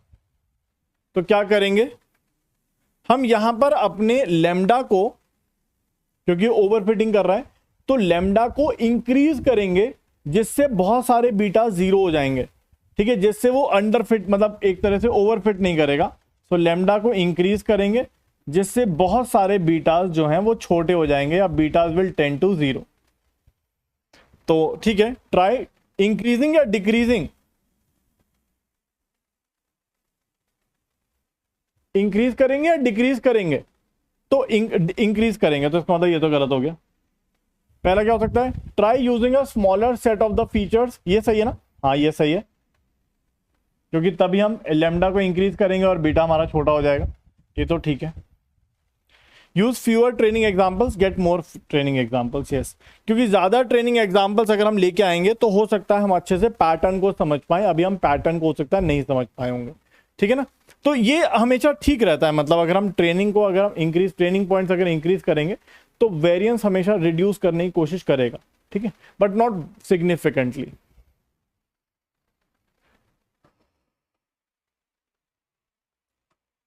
क्या कह रहा है, ये सेम है क्या? नहीं, ठीक। Suppose you have implemented a regularized linear regression, वही रिज रिग्रेशन है ये। You observe that held out this the model with unacceptably large errors. Furthermore, you observe that the model performed poorly on the training, मतलब ये training पे भी poor perform कर रहा है और टेस्टिंग पे भी पुअर परफॉर्म कर रहा है।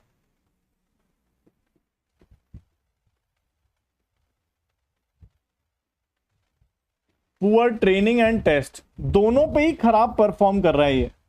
तो which of the following steps will you take? तो इसका मतलब ऐसा हो गया भाई, अंडर फिटिंग हो गई है, मतलब आपने लेमडा बहुत बड़ा कर दिया है जिससे आपके बहुत सारे बीटा जीरो हो गए हैं, ठीक है। सो इसका मतलब यहां पर क्या हो गया दोस्तों, अंडर फिटिंग हो गई है।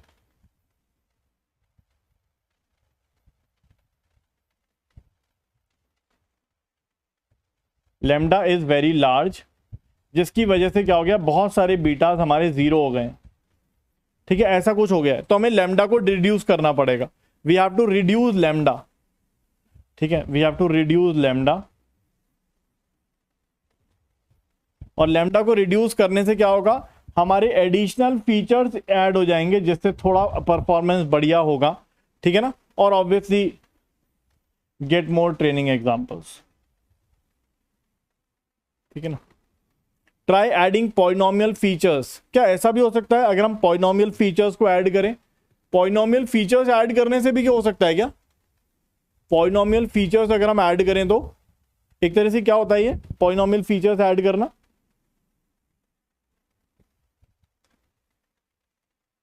पॉलिनोमियल फीचर्स ऐड करना क्या होता है? तो एक तरह से हम क्या कर रहे हैं, लीनियर मॉडल में हम एक तरह से, आपको अगर मैं बताने की कोशिश करूं कि कभी कभी हम लोग क्या करते हैं, जैसे फॉर एग्जांपल हमारे पास ये फीचर्स हैं, ये फर्स्ट डायमेंशन है, ये सेकंड डायमेंशन है, ये थर्ड डायमेंशन है, ठीक है, हमारे पास लीनियर रिग्रेशन है। तो लीनियर रिग्रेशन का यूज करके हम सिर्फ ये मॉडल क्रिएट कर सकते हैं, that is beta not, beta 1 into first dimension, beta 2 into second dimension and beta 3 into third dimension. ये सिर्फ इतना कर सकते हैं। लेकिन अगर मैं कुछ और फीचर्स इसमें ऐड कर दूं, लाइक दिस, अगर मैं इसमें कुछ नए फीचर्स ऐड कर दूं, लाइक फर्स्ट डायमेंशन का square, first dimension into second dimension, third dimension का स्क्वायर, ऐसे मैंने कुछ नए फीचर्स ऐड कर दिए। अब अगर मैं सिर्फ लीनियर रिग्रेशन ही करूं तो मेरा जो मॉडल बन के आएगा that will be a non linear model. तो लीनियर रिग्रेशन के माध्यम से मैं नॉन लीनियर मॉडल्स बना सकता हूं अगर मैं कुछ ऐसे क्वाड्रेटिक या पॉलिनोमियल फीचर्स ऐड कर दूं अपने डेटा के अंदर, तो उससे ऐसा हो सकता है कि हम नॉन लीनियर फंक्शंस को भी जनरेट कर सकते हैं यूजिंग लीनियर रिग्रेशन। तो वो एक अच्छा एड ऑन एडवांटेज हो सकता है। तो हम कर तो लीनियर रिग्रेशन ही यूज रहे हैं, लेकिन यहां पर हमारे फीचर्स ही नॉन लीनियर हो गए हैं, तो हमारा ये सारी फंक्शन भी एक तरह से ओवरऑल नॉन लीनियर हो जाएगा।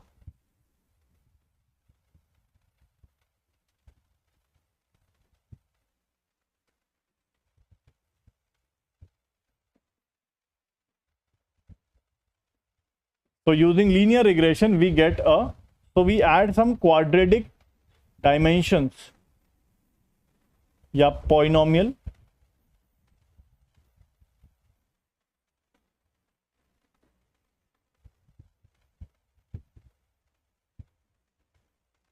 dimensions and that actually leads to linear regression का यूज करके, देखिए मैं फिर से एक्सप्लेन करता हूं।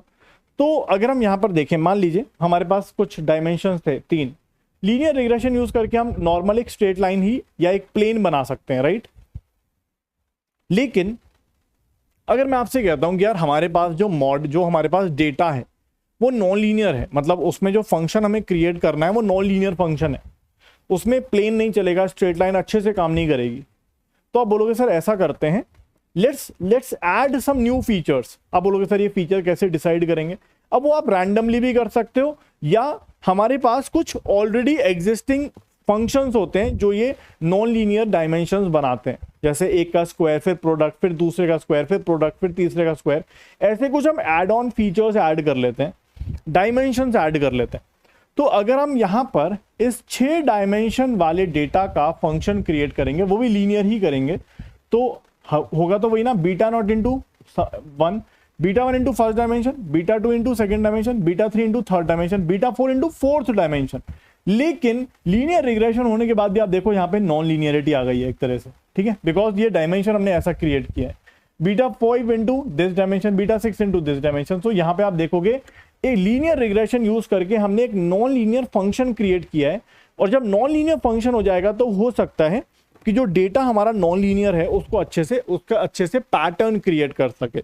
तो अगर हम पॉलिनोमियल फीचर्स ऐड करते हैं, पॉलिनोमियल डायमेंशंस ऐड करते हैं, तो वो हमेशा हमारे मॉडल को अच्छा फिटिंग या अच्छे से कर्व को या अच्छे से डेटा के पैटर्न को समझने में हेल्प कर सकता है, ठीक है। Okay, so this can also be one of the good point.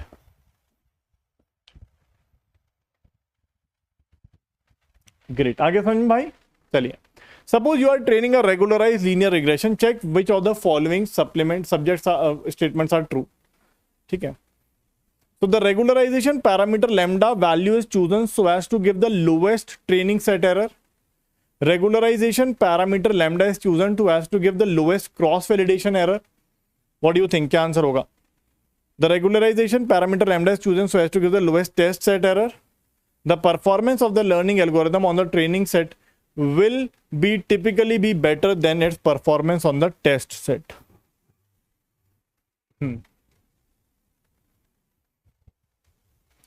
तो आप बोलोगे ना हमें ट्रेनिंग पे बेस्ट करना है ना हमें टेस्टिंग पे बेस्ट करना है, क्योंकि टेस्टिंग पे तो हम कर भी नहीं सकते ना lambda change.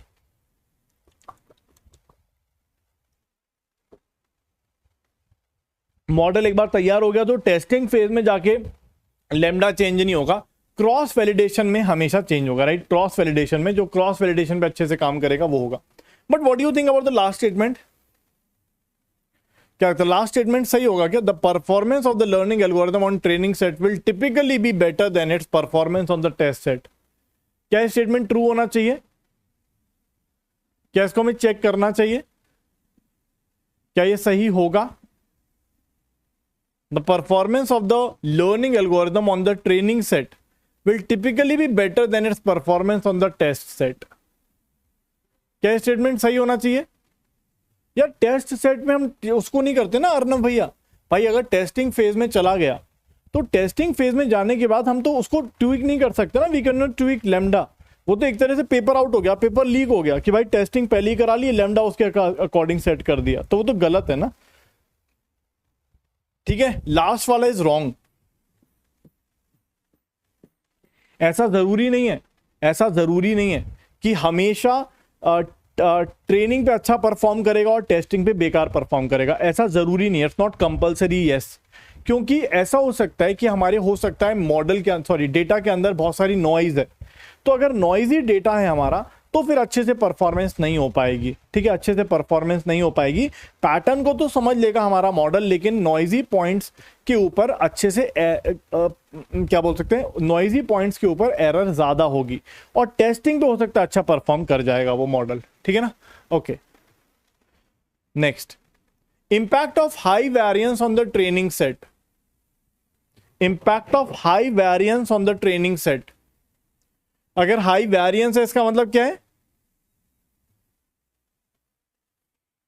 Overfitting, underfitting, both overfitting underfitting, depends on the data set.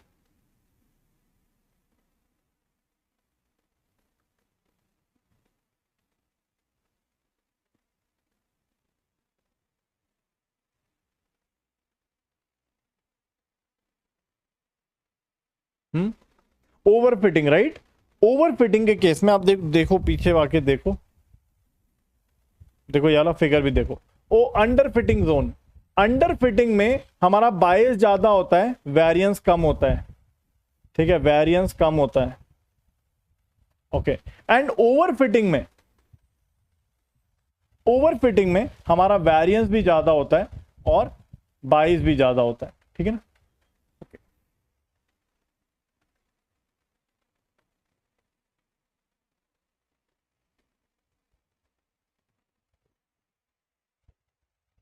High variance मतलब ओवरफिटिंग। ठीक है,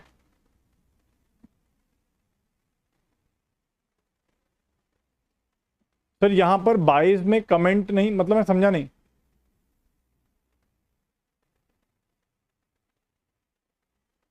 लक्ष्य भैया क्या कह रहे हो? यहां 22 पर कमेंट नहीं है तो अंडरफिट पर कमेंट नहीं कर सकते, ऐसा कह सकते हो। Okay. How does the Bayes variance decomposition of the ridge regression estimator compare with that of the ordinary least square? Bayes variance की बात हो रही है, ऑर्डिनरी लीस्ट स्क्वायर और रिज को वो कंपेयर कर रहा है।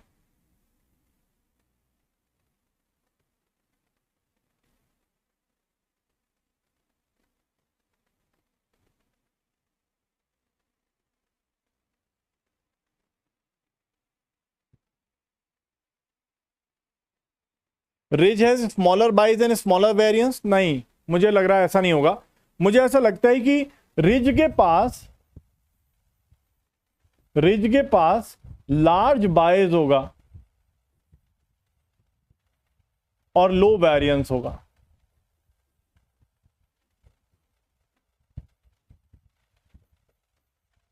क्या लगता है? रिज के पास लार्ज बाइज होगा और लो वेरिएंस होगा। क्यों?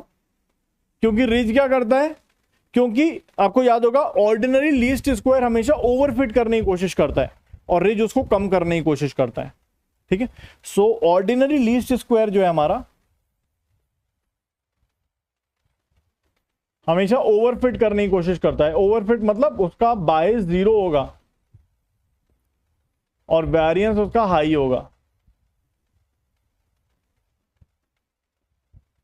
और ऐसा होने पर हमारा जो रिज रिग्रेशन है, जो रेगुलराइज करता है, वो बायस को थोड़ा बढ़ा देता है और वेरिएंस को थोड़ा घटा देता है। ठीक है ना,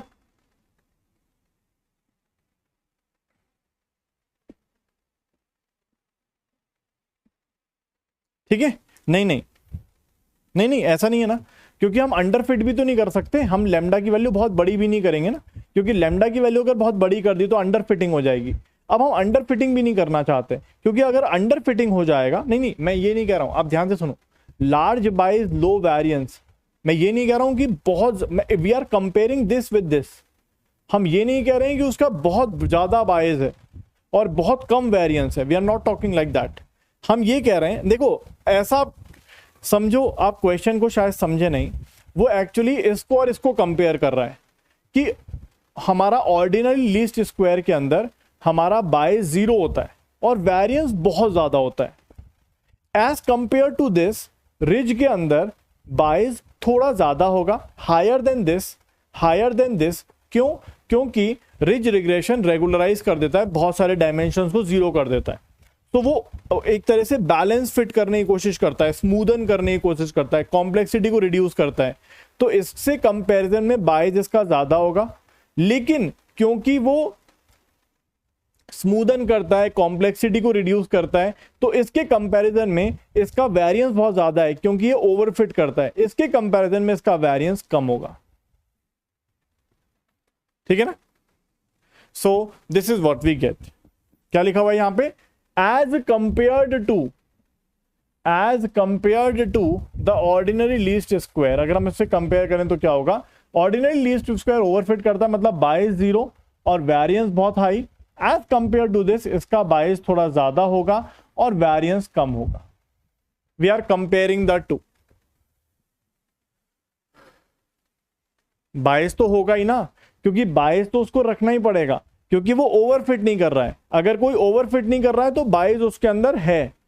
ठीक है, अगर कोई ओवरफिट नहीं कर रहा है तो बाइस उसके अंदर है। ठीक है, क्या ये बात समझ में आ गई? We are comparing the two algorithms.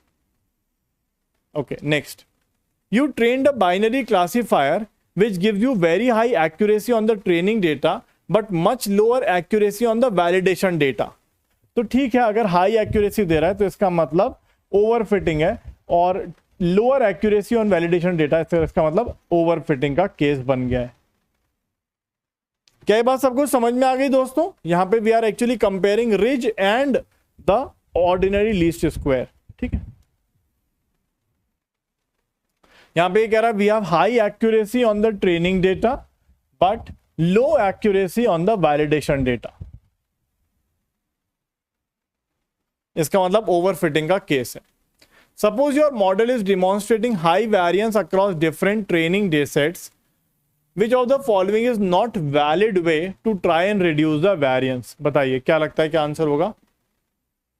हमारा मॉडल हाई वेरिएंस शो कर रहा है on the different training sets. हमारे पास अलग अलग ट्रेनिंग सेट्स हैं, हमारे पास, हम उसमें सभी में ये हाई वेरिएंस शो कर रहा है।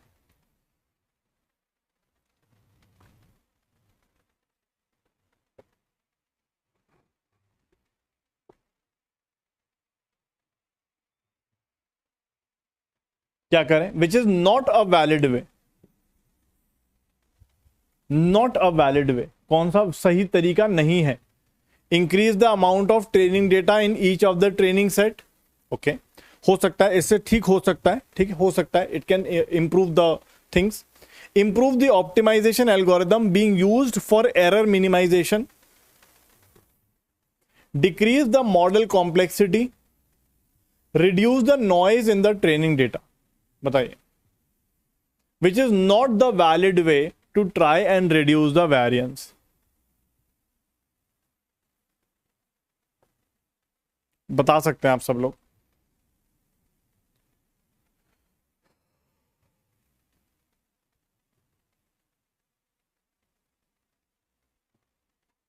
देखिए, सबसे पहले अगर हाई वेरिएंस है, सबसे पहले आपको ये दिखना चाहिए कि दोस्तों अगर हाई वेरिएंस है, हाई वेरिएंस मतलब टेस्टिंग पे खराब काम कर रहा है ये। हाई वेरिएंस मतलब आपका ओवरफिट हो रहा है। हाई वेरिएंस मतलब ओवरफिटिंग हो रही है। तो पहला स्टेटमेंट तो सही लग रहा है कि यार अगर हम ट्रेनिंग डेटा को थोड़ा इंक्रीज करते हैं तो थोड़ा परफॉर्मेंस इंप्रूव तो होता है, ये बात हमें पता है, ये तो ठीक है, उससे हमारी परफॉर्मेंस इंप्रूव हो सकती है। It can be a valid method. Second, improve the optimization algorithm. क्या ये ठीक हो सकता है? यस। आप बोलोगे हाँ सर इससे सही हो सकता है। एग्जाम्पल क्या हमारे पास? एग्जाम्पल है सर ऑर्डिनरी लीस्ट स्क्वायर से अगर हम रिज रिग्रेशन करें या रिज रिग्रेशन की तरफ जाएं तो हमारी ये प्रॉब्लम सॉल्व हो सकती है, क्योंकि ऑर्डिनरी लीस्ट स्क्वायर ओवरफिट करता है, रिज रिग्रेशन ओवरफिट नहीं करता। तो अगर हम अपने मिनिमाइजेशन इक्वेशन को थोड़ा सा मॉडिफाई करें then the problem can be solve. So this can solve the problem.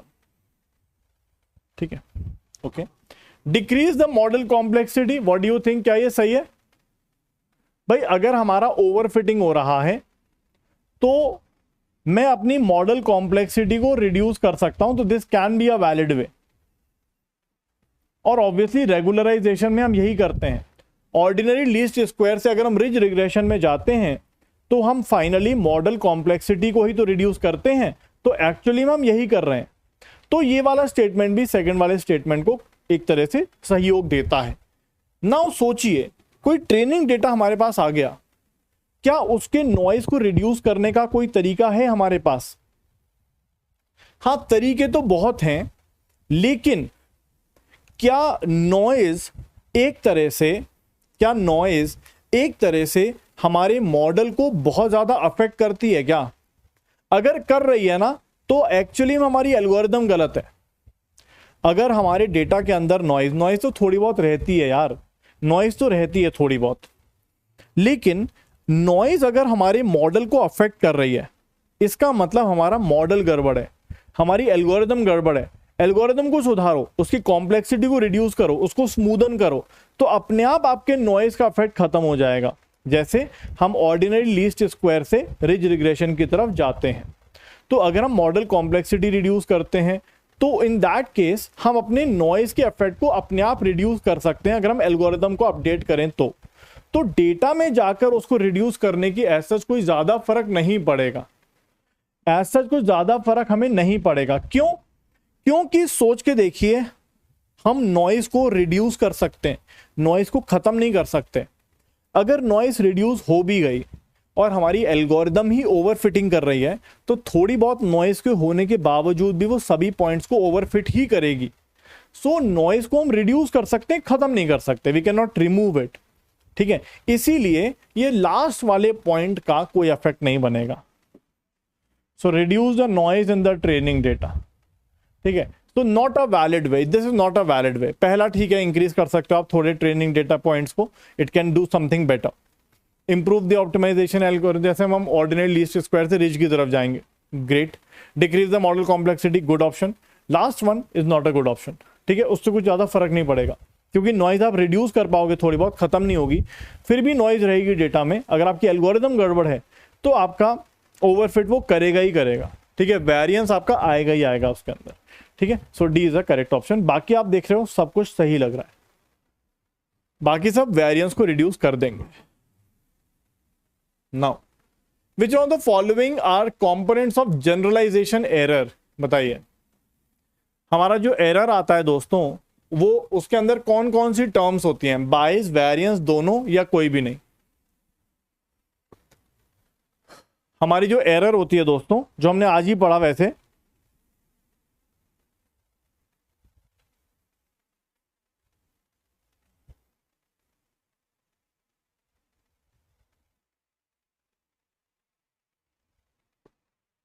तो आपका अभी आज की क्लास में हमने देखा दोस्तों कि उसके अंदर बाइस और वेरिएंस दोनों टर्म्स होती हैं। ठीक है, which one of the following is suitable when the hypothesis space is richer, overfitting is more likely, and when the feature space is larger, overfitting is more likely. Now what is hypothesis space?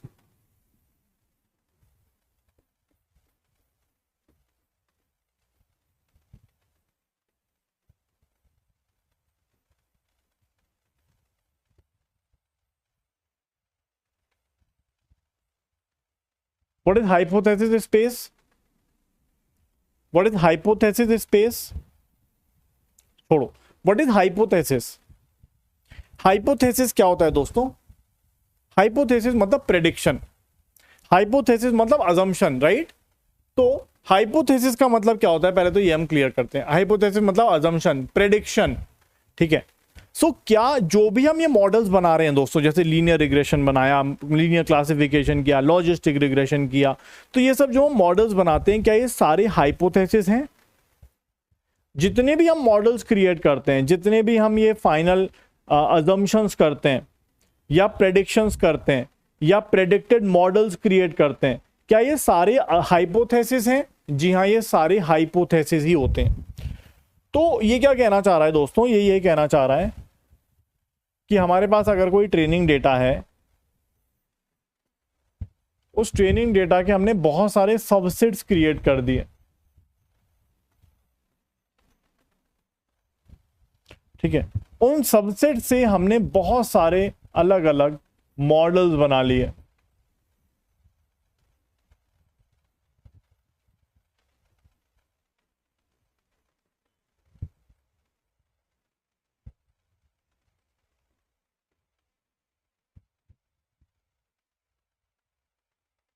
और इन सभी models को हम hypothesis कहते हैं। इन सभी models को हम hypothesis कहते हैं, ठीक है, इन सभी मॉडल्स को हम हाइपोथेसिस कहते हैं। अब when the hypothesis space is richer, overfitting is more likely. Okay, अब हाइपोथेसिस स्पेस का मतलब है हमारे पास बहुत सारे मॉडल्स हैं। जैसे हमने क्या किया, हमारे पास 10,000 सेट का एक डेटा था, मैंने 400 400 400 400 करके ऐसे बहुत सारे करीब 250 मॉडल्स क्रिएट कर लिए। वी क्रिएटेड 250 मॉडल्स, हमने 250 मॉडल्स क्रिएट कर लिए। सो इसका मतलब हमारे पास बहुत सारे मॉडल्स हैं, हमारे पास बहुत सारे मॉडल्स हैं। So we created many models from the data.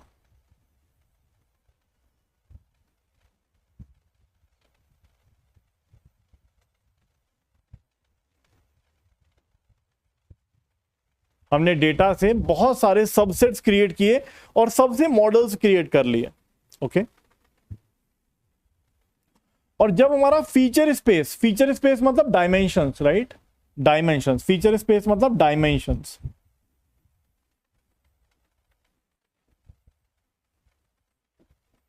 ठीक है, डायमेंशंस बहुत ज्यादा होंगे। तो एक्चुअली में मुझे वैसे ये क्वेश्चन कराने से पहले आपको एंसेंबल लर्निंग पढ़ा देनी चाहिए, लेकिन कोई बात नहीं, आप उसको वैसे ही समझ जाओगे। जैसे फॉर एग्जांपल मैं आपसे कहता हूं कि यार कोई एक बच्चा मेरे पास आया, उसको खांसी और जुकाम हो रहा था, मैंने बोला भाई तू डॉक्टर के पास चला जा। तो डॉक्टर के पास गया, किसी ने बोला कि नहीं नहीं भाई तुम्हारा तो सिर्फ नॉर्मल सर्दी खांसी है, कुछ नहीं है।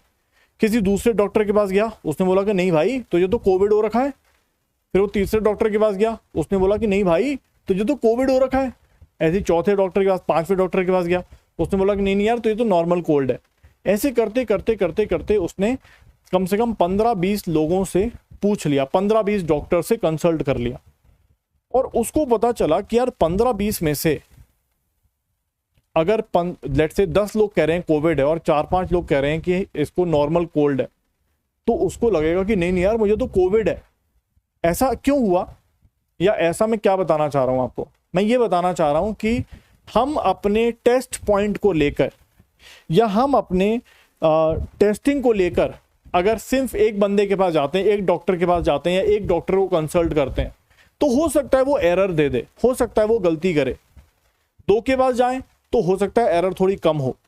अगर हम 15-20 के पास जाएं तब हम अपने एक तरह से एरर को खत्म कर सकते हैं। ऐसे ही होता है ना भाई, अगर कोई सीवियर डिजीज किसी को निकल जाती है तो बोलता है भाई तू किसी और को भी कंसल्ट कर ले, इसको छोड़ किसी और को भी कंसल्ट कर, फिर 2 को छोड़ तीसरे को कंसल्ट कर ले। ऐसे 4-5 लोगों को कंसल्ट किया जाता है, तब जाके हम फाइनल डिसीजन लेते हैं, और तब एरर की प्रोबेबिलिटी बहुत कम हो जाती है।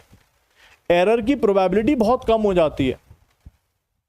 तो अगर हमारा हाइपोथेसिस स्पेस मतलब हमारे पास बहुत सारे मॉडल्स होंगे, हो सकता है एक मॉडल KNN हो, एक डिसीजन ट्री हो, एक लीनियर रिग्रेशन हो, और बहुत सारे एक SVM हो, सपोर्ट वेक्टर मशीन हो, और एक न्यूरल नेटवर्क हो। तो बहुत सारे मॉडल्स हमने क्रिएट कर लिए और सबसे पूछा कि भाई बताओ ये जो हमारा पॉइंट है उसकी क्लास 1 है या 0 है। तो अगर अब आप सोचिए मैं सिंगल एल्गोरिदम से ना पूछ के 4-5 एल्गोरिदम के मॉडल से कंसल्ट करूंगा, तो ऑब्वियसली मेरी एरर रिड्यूस होगी या बढ़ेगी, मेरी वेरिएंस बढ़ेगी या कम होगी? सोच के बताइए, व्हाट डू यू थिंक? अगर मैं बहुत सारे मॉडल्स को क्रिएट करके उन सब से कंसल्ट करूं, तो फाइनली मेरी जो एरर है, मेरी जो टेस्टिंग एरर है, मेरी जो टेस्टिंग एरर है वो रिड्यूस होगी या इंक्रीज होगी? सिंपल सी बात है, अगर मैं ज्यादा मॉडल से कंसल्ट करूंगा तो ऑब्वियस सी बात है मेरी एरर जो वेरिएंस है, जो टेस्टिंग एरर है, वो रिड्यूस होगी। ये बात तो पक्की है। इसका मतलब अगर हाइपोथेसिस स्पेस रिचर है, मतलब उसमें ज्यादा है, तो क्या ओवरफिटिंग होगी? नहीं, ओवरफिटिंग नहीं होगी, बल्कि वेरिएंस कम होगा, एरर कम होगी। ओवरफिटिंग का कोई चांस ही नहीं है, ओवरफिटिंग का कोई चांस ही नहीं है। यही चीज हम एनसेम्बल लर्निंग में पढ़ेंगे, सो डोंट वरी, पढ़ेंगे ये चीज हम लोग। ओके, एंड नेक्स्ट, अगर फीचर स्पेस ज्यादा है, फीचर स्पेस मतलब बहुत सारे डायमेंशंस हैं, बहुत सारे डायमेंशंस मतलब बहुत ज्यादा कॉम्प्लेक्सिटी, बहुत ज्यादा कॉम्प्लेक्सिटी मतलब ओवरफिटिंग होने के चांसेस हैं।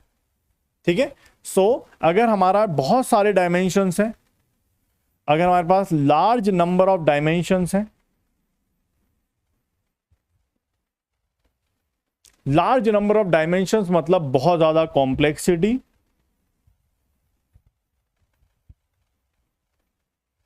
और बहुत ज्यादा कॉम्प्लेक्सिटी मतलब ओवरफिटिंग होने के ज्यादा चांसेस हैं यहां पे। तो आप कह सकते हो कि यार अगर हाइपोथेसिस स्पेस रिचर है तो पॉसिबल नहीं है ओवरफिटिंग, बढ़िया काम होगा, वेरिएंस नहीं होगा, टेस्टिंग एरर नहीं होगी। तो पहला वाला फॉल्स है, दूसरा वाला ट्रू है। क्योंकि अगर हमारा फीचर स्पेस बहुत रिचर है, फीचर स्पेस का मतलब ये हो गया कि हमारे पास बहुत सारे डायमेंशंस हैं, ठीक है ना, बहुत सारे डायमेंशंस हैं, एंड फाइनली ज्यादा डायमेंशन, ज्यादा complexity leading to more overfitting. ठीक है ना। आई होप आपको ये बात समझ में आ गई दोस्तों। एक बार देखिए, इज दिस क्लियर? क्या ये बात समझ में आई आप सभी को? एक बार जल्दी से बताइए।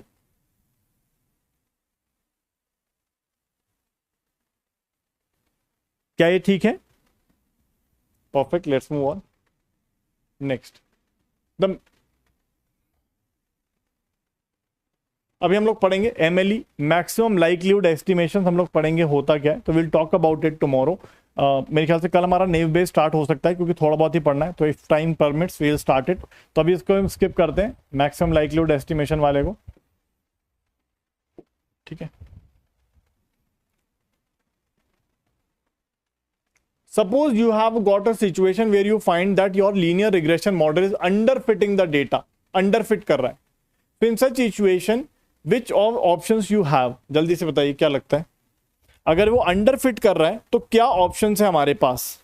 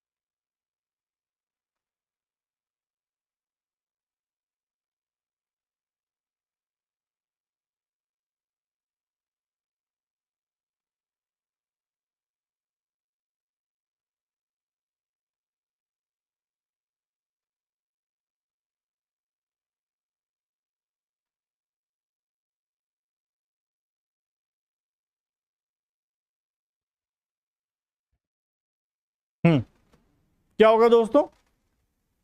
तो when you are under fitting, अगर अंडर फिट कर रहे हैं तो हमें बैलेंस फिट की तरफ जाना है।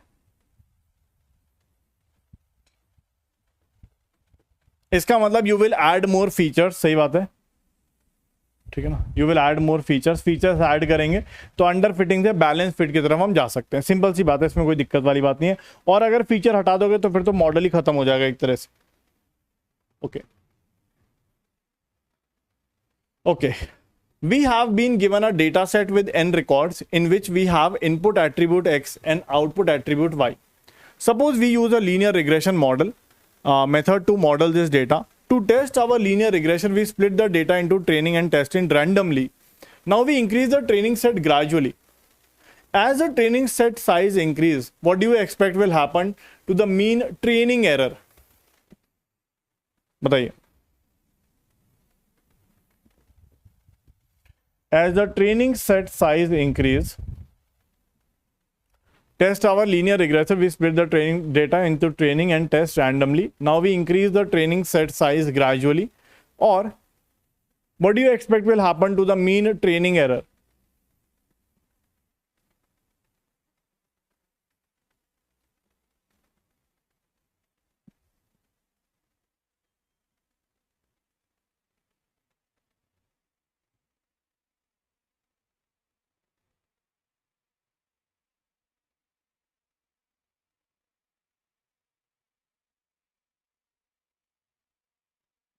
देखिए, सोच के देखिएगा इसको।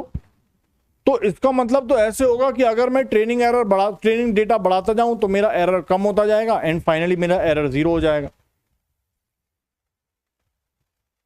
बताइए क्या लगता है?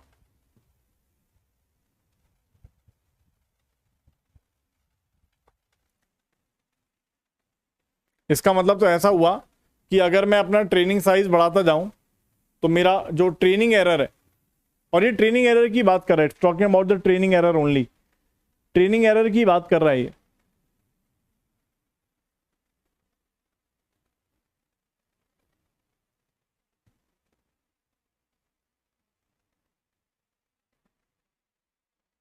हाँ, रिड्यूसिंग पॉसिबल है ना, क्योंकि ऐसा हो सकता है कि नहीं, रिड्यूसिंग कैसे आप पॉसिबल करोगे यार? वैसे ही अंडरफिट कर रहा है वो, वैसे ही अंडरफिट कर रहा है वो, वैसे इट इज अंडरफिटिंग। वो अंडरफिट पहले से ही कर रहा है भाई, मतलब वो पहले ही बहुत सारी चीजों को समझ नहीं पा रहा है। मतलब आप समझ रहे हो, जैसे फॉर एग्जांपल पहले ही वो डेटा को नहीं समझ पा रहा है, तो अगर मैं उसमें से और फीचर्स हटा दूंगा तो और ज्यादा अंडरफिट हो जाएगा, मतलब बिल्कुल ही खराब हो जाएगा मॉडल। तो रिड्यूस हम नहीं करेंगे, राइट? देखिए, वैसे इसका बेटर आंसर ये होना चाहिए था कि it will decrease to some extent and then it will become a constant. Decrease is not a good option, क्योंकि ऐसा नहीं हो सकता कि अगर मैं ट्रेनिंग साइज बढ़ाता जाऊं तो डिक्रीज होता जाए कॉन्स्टेंटली। और अगर मैं इसको कांस्टेंट भी नहीं कह सकता, क्योंकि ऐसा हो सकता है कि आपके पास हो सकता है कि ट्रेनिंग डेटा पहले अच्छा साइज नहीं था, आपने ट्रेनिंग डेटा को इंक्रीज किया तो मॉडल थोड़ा बढ़िया बना, it tries to make a good model, तो ट्रेनिंग एरर रिड्यूस तो होगा, लेकिन ऐसा नहीं है कि कॉन्स्टेंटली डिक्रीज करता जाएगा। ठीक है, it will reduce to some limit and then it will become a constant. ठीक है ना, then it will become a constant. So a better option in this case is ना तो इंक्रीज लिखेंगे ना डिक्रीज लिखेंगे, it will remain a constant हम कह सकते हैं। देखिए, हम डिक्रीज नहीं कह सकते, सिंपल सी बात है, क्योंकि ऐसा नहीं हो सकता कि अगर मैं ट्रेनिंग साइज बढ़ाता जाऊं तो एरर खत्म हो जाएगी। बहुत बढ़िया हो जाएगा, फिर तो कोई टेंशन ही नहीं है, मैं ट्रेनिंग डेटा बढ़ाता चला जाऊंगा और एक तरह से काम हो जाएगा हमारा। ऐसा पॉसिबल नहीं है। ठीक है, सो जनरल भी ऐसा हो सकता है कि थोड़ा बहुत डिक्रीज करेगा, थोड़ा बहुत, बहुत ज्यादा इफेक्ट नहीं होता है। मतलब अगर हमारे पास ऑलरेडी ट्रेनिंग डेटा अच्छे साइज का है, मैं अगर ट्रेनिंग साइज बढ़ाता हूं, ट्रेनिंग डेटा को इंक्रीज करता हूं, तो it will decrease a little bit but not much. तो ऑलमोस्ट एक तरह से आपका जो एरर होगा, ट्रेनिंग एरर, वो कांस्टेंट ही रहेगा, बहुत ज्यादा उसमें डिक्रीज या इंक्रीज नहीं होगा। ठीक है, हाँ, ये कहा जा सकता है अगर ये ऐसा ऑप्शन कोई होता कि it will decrease a little bit and then remain a constant, it can be a good option, but A और बी अच्छे ऑप्शन नहीं है, C is a better option than all this. ठीक है ना, क्योंकि ये बहुत अच्छा क्वेश्चन है। Why do you think it will become a constant? Anyone? Why do you think that it will become a constant? Anyone? क्योंकि जैसे फॉर एग्जांपल अगर मान लीजिए आपके पास 1000 पॉइंट्स हैं, तो जो 1000 पॉइंट्स आए होंगे किसी डेटा से, तो उसमें जो एरर आ रही होगी ना, वैसी ही कुछ एरर आगे के ट्रेनिंग डेटा में भी होगी। क्यों? क्योंकि हमारा जो ट्रेनिंग डेटा आता है ना, वो एक ही पैटर्न से आता है। We will be getting the data from a similar pattern. जैसे फॉर एग्जांपल एक पैटर्न है हमारे पास, जैसे फॉर एग्जांपल उत्तर प्रदेश की पॉपुलेशन है, तो उत्तर प्रदेश की पॉपुलेशन का एक सिमिलर पैटर्न होगा, बातों का, सोचने का, विचार का। तो अगर हम उसमें से 1 लाख लोगों का सैंपल उठा लेते हैं, तो अगर हम 2 लाख लोगों का सैंपल भी उठाएंगे तब भी हमें सिमिलर काइंड ऑफ पॉइंट्स ही मिलेंगे। तो जो 1 लाख पर एरर होगी, वैसी ही कुछ mean error, not the total error, mean error 2 lakh पर भी होगी। So almost similar kind of error आपको मिलेगी, इसलिए वो कांस्टेंट हो सकता है। ठीक है, लेकिन हाँ, ऐसा हम कह सकते हैं कि थोड़ा डिक्रीज होके फिर कांस्टेंट हो जाए, that's can be a good option, but A और बी नहीं होंगे, C is the correct option, ठीक है ना। और क्यों कांस्टेंट होगा ये बात समझ में आ गई, बिकॉज हमारा जो डेटा आता है वो सिमिलर पैटर्न से आता है, तो डेटा सब जगह सिमिलर ही मिलेगा, पुराना डेटा और नया डेटा भी, तो ऑलमोस्ट जो एरर होगी वो सब जगह सेम होगी, इसीलिए सिमिलर आएगा answer. Okay, we have been given a data set with n records with input attribute x and output attribute y. Suppose we have a linear regression model, ठीक है, to test our linear regression we split the data into training and this. What do you expect will happen with the bias and variance when you increase the training size? What do you expect? What will happen with bias and variance as you increase the size of the training data? It will decrease a little bit. Bias भी decrease करेगा और variance भी थोड़ा बहुत decrease करेगा. Both will decrease, right? Both will decrease, क्योंकि हमारा model अच्छा हो जाता है. Bias भी decrease करेगा और variance भी decrease करेगा, क्योंकि मॉडल हमारा अच्छा हो जाता है. Model becomes good, better.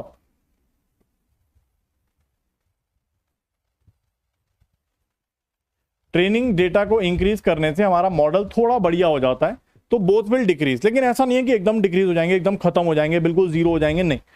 The both will decrease a little bit, both will decrease a little bit, दोनों थोड़ा बहुत डिक्रीज करेंगे.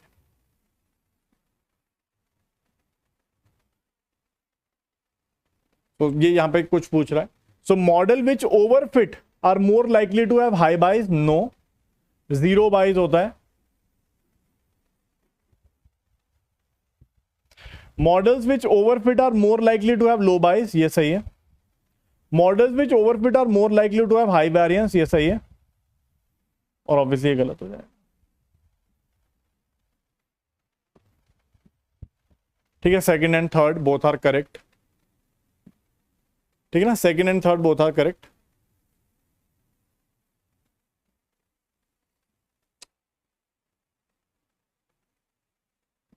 In terms of the bias,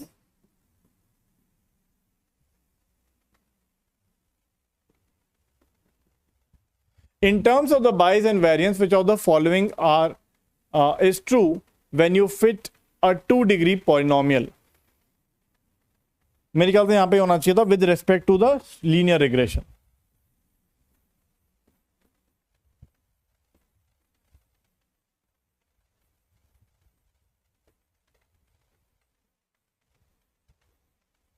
अगर हम 2-डिग्री पॉलिनोमियल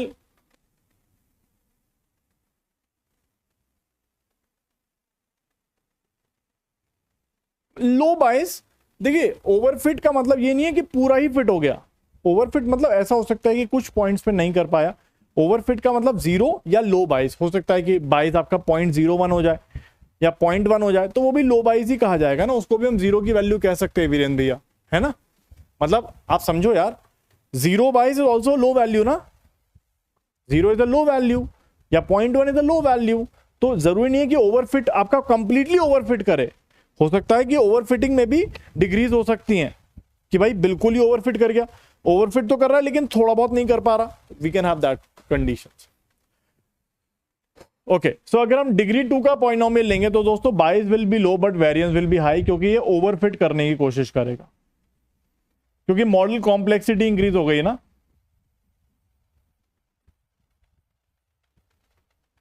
मॉडल कॉम्प्लेक्सिटी इंक्रीजेस, ठीक है ना, ऐसा कुछ हम कह सकते हैं. ठीक है दोस्तों, चलिए. तो आई होप यहां तक आप लोगों को चीजें समझ में आई हैं. जो मैंने कंक्लूजन पढ़ाया था उतना ही पढ़ लीजिएगा बाइस वेरिएंस के अंदर, और वो जो ग्राफ हमने पढ़ा था बाइस वेरिएंस के अंदर वो पढ़ लीजिएगा. ये क्वेश्चंस एक बार देख लीजिएगा, अच्छे क्वेश्चंस है, थोड़ा इनसाइट आपको मिला होगा चीजों का. ठीक है, यहां से हम लोग आगे चलेंगे दोस्तों. और फीचर सिलेक्शन मेथड्स 3 होते हैं, wrapper, embedded and filter method. इन तीनों के बारे में थोड़ी बहुत जानकारी हासिल करेंगे. एक्चुअली नॉट इन सिलेबस, लेकिन फिर भी आपको थोड़े बहुत टर्म्स पता होने चाहिए, दैट विल हेल्प यू. और फिर एंसेम्बल लर्निंग को देखते हुए हम आगे चलेंगे, नेव बेस पढ़ लेंगे. ठीक है ना. Obviously it's not that right, बहुत ज्यादा हाई नहीं है, but as compare to linear it is higher. As compared to linear, it is higher. We are comparing with linear. We are comparing with linear regression. So linear regression के comparison में तो high है ना भाई. ठीक है. So इन तीनों को पढ़ेंगे हम लोग आगे. फीचर सिलेक्शन मेथड्स के आगे एंसेम्बल लर्निंग को देखेंगे और आगे बढ़ेंगे दोस्तों और नेव बेस की तरफ आगे चलेंगे। सो नेव बेस के बाद हम लोग LDS पढ़ लेंगे और उसी में हम लोग आप लोग जो कह रहे PCS वो भी कर लेंगे। ठीक है, तो thank you dear students, bye bye and take care.